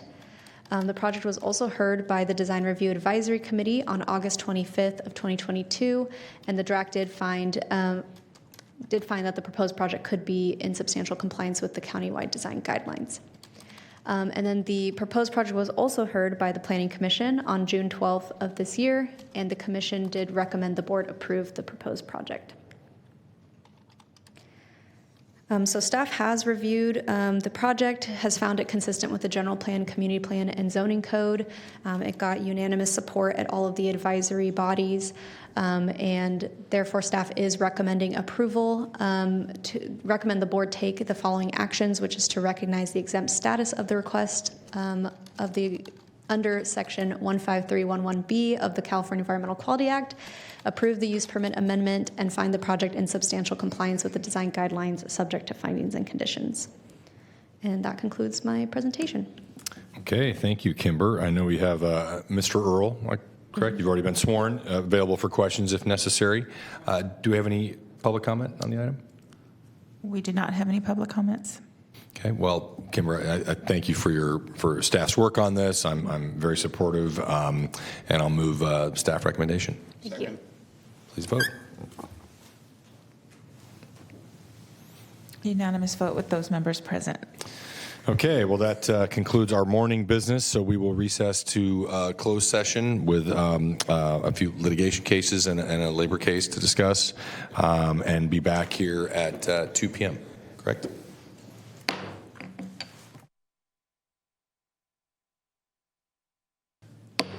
Okay, it's 2:18, and we'll call the afternoon session to order. I'd ask the clerk to please call the roll to establish quorum. Good afternoon, Supervisor Cerna. Here. Frost, Hume. Here. Desmond. Here. And you have a quorum. Okay, well, let's start with item 47. Okay, so did you want to do item 48 first, so to give Supervisor Frost time to come in? That's fine. You know what? That's fine. With Yep. that, okay, yeah, Yep, because that's you fine. do Let's do need a that. 2/3 vote on that one. And we're So still. we'll do item 48. This is a request for review of hearing officer's decision in the matter of the G, Angel Massage. Okay, and I believe our county council has information. Yes, we received notice from the appellant that he is dropping the appeal. A signed message from the appellant is attached to the board materials, and we would need a motion to drop this item. Okay, Chair will move. Message from the appellant is attached to the board materials, and Please vote. Unanimous vote with those members present. Okay. So then we'll go back to 47. Yes, and so for item 47, this is a resolutions of necessity authorizing eminent domain actions to acquire real property for the South Watt Avenue improvement projects for the property owners that are listed on the agenda, property owners 1 through 12. I'm going to go ahead and read the APN numbers. Property 1 is APN number 06500510022. Property 2, 06400720019. Property 3, 06400720014, property 4, 06400800045, property 5, 06400320006, property 6, 06200800063, property 7, 06200800071, property 8, 06200800073, property 9, 06200600033, property 10, 06200300012, and property 11, 06200300022, and the final property 12, 06400720008. Okay. Thank you. Good afternoon, Thank Peter. you. Good afternoon, Chair Desmond and other members of the board. I'm Peter Hannon, Program Manager, Acquisitions Section for the Real Estate Division. And I'm here today to introduce this item, which recommends board approval for 12 resolutions of necessity authorizing eminent domain actions to acquire real property interest for the Department of Transportation's South Watt Avenue Improvement Project. Before I get into the bulk of my comments today, I'd like to discuss a very recent development regarding resolution number 12 for Don Jack Lee and Linda Ling Lee as trustees of the Lidl Living Trust at 8865 Florin Road. The owner has provided necessary signed acquisition documents to the Real Estate Division, and the county has fully executed the necessary documents. Therefore, I would ask the board to drop the resolution number 12, again for Don Jack Lee and Linda Ling Lee as trustees of the Lidl Living Trust at 8865 Florin Road. Thank you. The purpose of the project we can take that action now? Yeah. We'll just drop it. Okay. Second. Thank you. Unanimous vote with those members present. Okay. Thank you. The purpose of the project is to modify South Watt Avenue from State Highway 16, also known as Jackson Road, at the north to Florin Road at the south. This is a distance of approximately 3 miles. The project will widen South Watt Avenue from 2 to 4 lanes and construct complete street improvements, including landscape medians, turn lanes, buffered bike lanes, sidewalks, curb ramps, traffic signal modifications, and pavement repair and resurfacing. The project will provide improved bicycle, pedestrian, and transit facilities, as well as congestion relieving, enhanced safety, and aesthetic improvements within the corridor. Of the 74 necessary acquisitions for the project, 12 properties are the subject of this board's item. At this time, I'd like to display attachment 3 here to this RON hearing, which is the list of properties of the individual property necessary easements and the corresponding easement areas as shown in square feet. Maybe I need to reorient this. Okay, page 1 there. Okay, first, Valley Real Estate 84 LLC, located at 0 Florin Road, assessor's parcel number 065-0051-002. The real property interest the county seeks to acquire consists of an easement for public roadway and public utilities and a temporary construction easement needed for the project across portions of the affected property. Number 2, Kamjalit Singh Brar, trustee, located at 8899 Florin Road, assessor's parcel number 064-0072-019. The real property interest the county seeks to acquire consists of an easement for public roadway and public facilities, an easement for public utilities and public facilities, and a temporary construction easement needed for the project across portions of the property. Number 3, Lusich Family Revocable Trust, located at 8895 South Watt Avenue, assessor's parcel number 064-0072-014.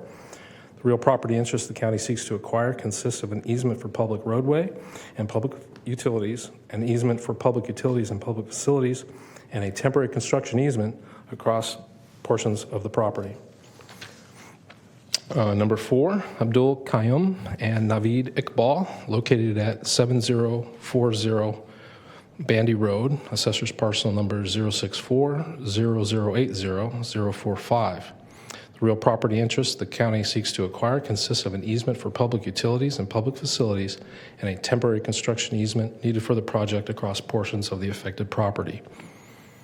Number 5, Vincent Pierce and Juliana Pierce, located at 8936 Tokay Lane, assessor's parcel number 064-0032-006.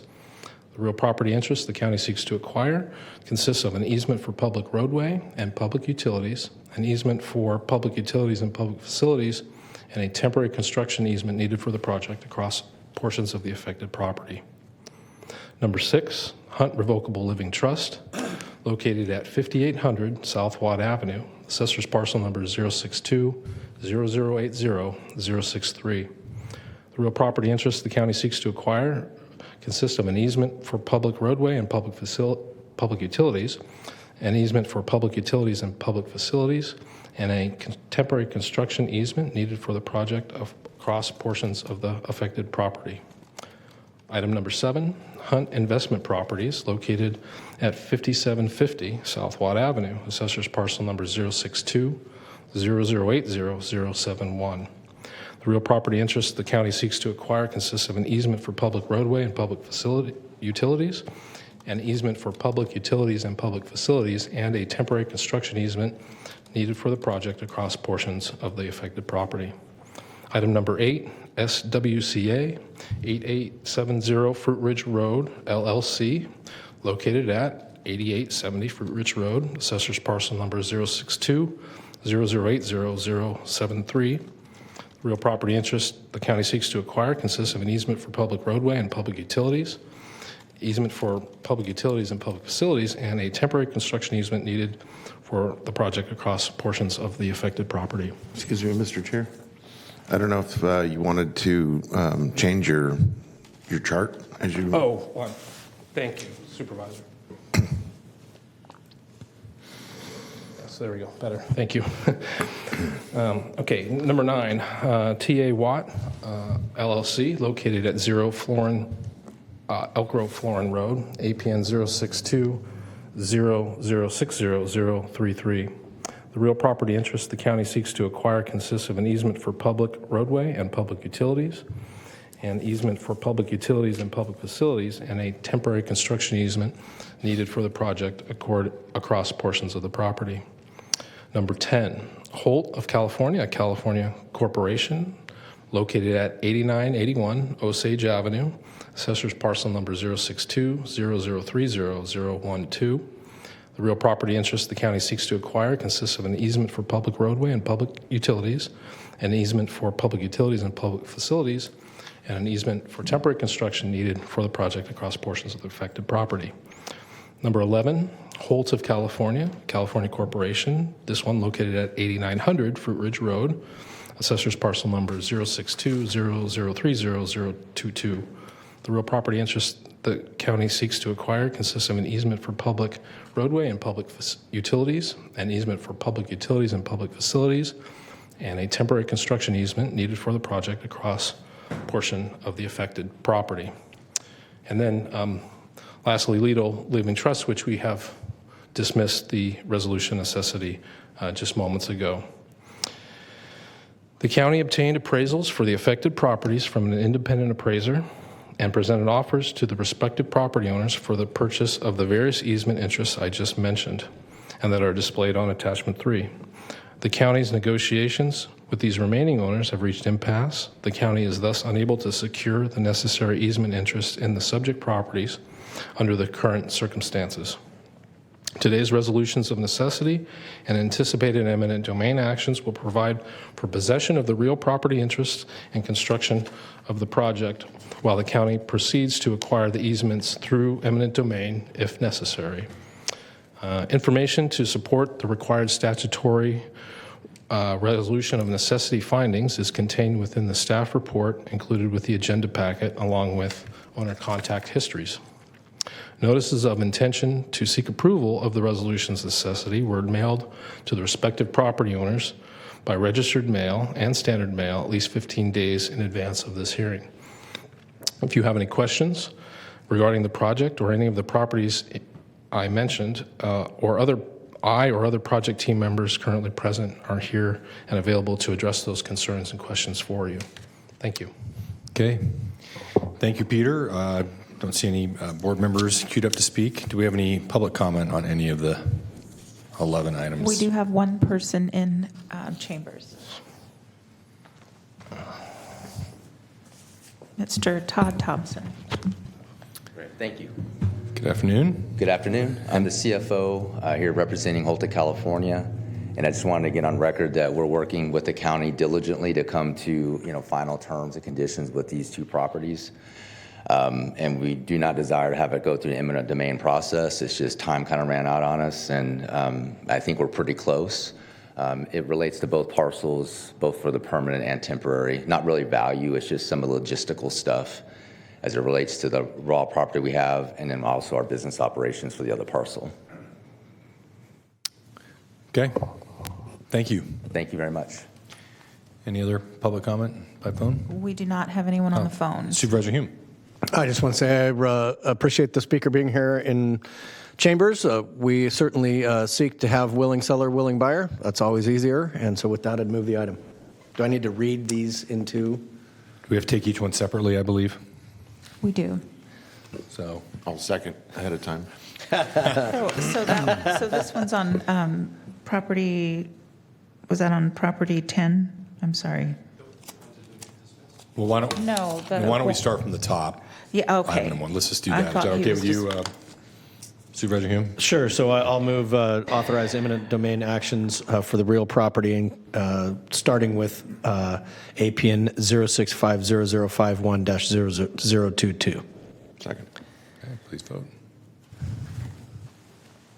Unanimous vote with those members present. And then I will also move authorizing eminent domain proceedings for the real property, APN 0640072-019. Second. Unanimous vote. And then also move to authorize eminent domain proceedings for the real property, a portion of APN 0640072-014. Second. Move to authorize eminent domain proceedings for a portion of the property of APN 0640080-045. Second. Move to authorize eminent domain proceedings for a portion of the property 0640032-006. Second. Move to authorize eminent domain proceedings for a portion of the property APN 0620080-063. Second. Move to authorize eminent domain proceedings for a portion of the property APN 0620080-071. Second. Move to authorize eminent domain proceedings for a portion of the property APN 0620080-073. Second.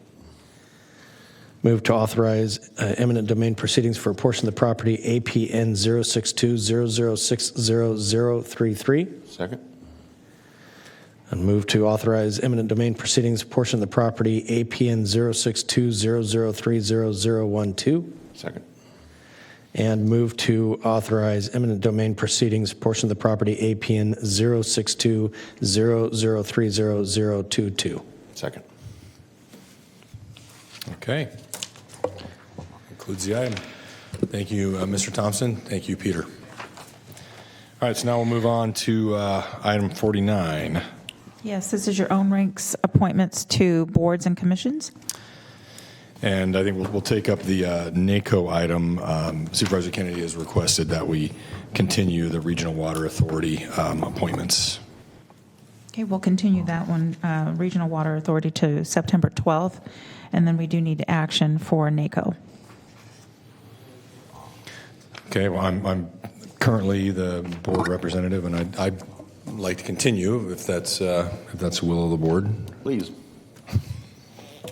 Yeah, second, if that's a motion. Okay, that's a motion, yes. Do we want to include your alternate? Yes, I include Supervisor Frost, continue serve as alternate for here.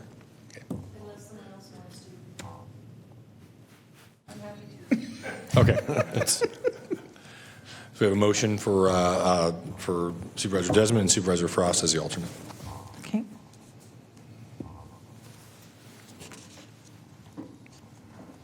Okay. Frost?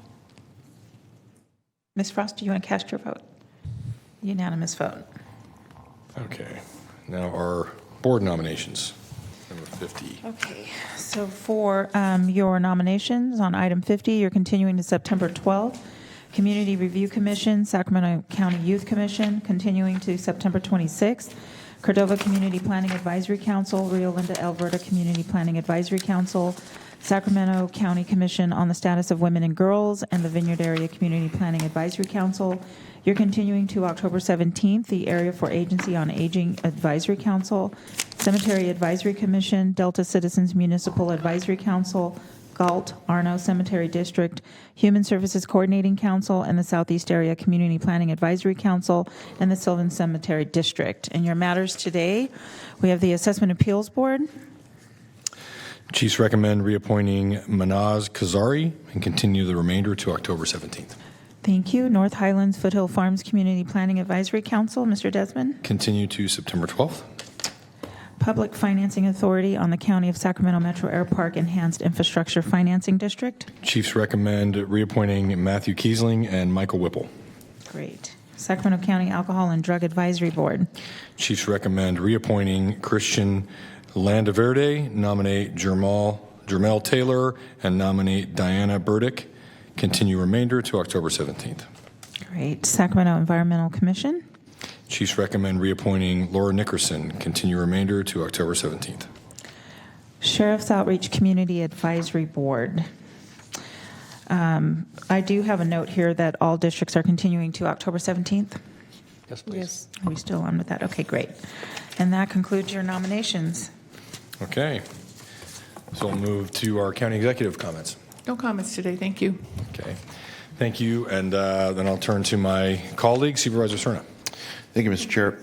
So this came up during a briefing last week with our regular briefing in the 1st District with Lachelle Dozier and her staff with the Sacramento Housing Redevelopment Agency. And one of the items that came to our attention is that the clock is ticking on a TCC grant for $17 million that will go towards the new RT light rail station that will serve the Dos Rios Marisol Village area. This is the area in along the north part of the 16th and 12th Streets corridors.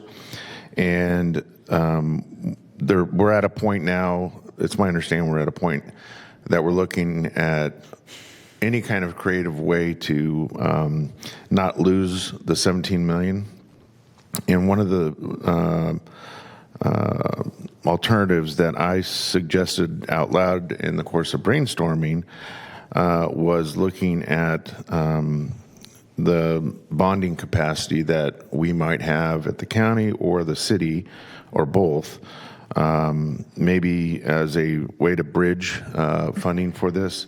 In other words, it would be very regretful if we lost the $17 million grant for that element of the project. It's one of the latter parts of this transformative aspects of the River District area, and I think we're all very well aware of just how well the Marisol Village project has really ended up, and so it would be, again, very regretful if we had to return the $17 million. So the question at hand is, can we use county bonding capacity, and could we, show a path forward that would be acceptable to the grantor, so that we don't lose those funds? So I'd just ask that, I'm guessing Mr. DeFonte might at least have a conversation with the powers that be at SHRA to explore that further. Thank you. Okay. Thank you, Supervisor Cerna. Okay, I'll conclude with, I'm going to adjourn in memory today of Supervisor Gary Sandy, Yolo County Supervisor. Supervisor Sandy passed away peacefully at the age of 68 on Thursday, August 17th, 2023, after a year-long battle with liver cancer. Gary served on the Woodland City Council and as Woodland Mayor before retiring in 1996. He was then elected to the Yuba Community College Board in 2012 and served for 2 terms before being elected to the Yolo County Board of Supervisors in 2018. He was reelected in 2022 after running unopposed. In April, Gary was honored by Woodland Community College during the inaugural Woodland Community College Eagles of Excellence celebration. He was recognized for his decades of public contributions, which have spanned higher education and regional politics. Supervisor Sandy will be remembered as a loving husband to his devoted wife, Mary Vixie Sandy, and his 3 children.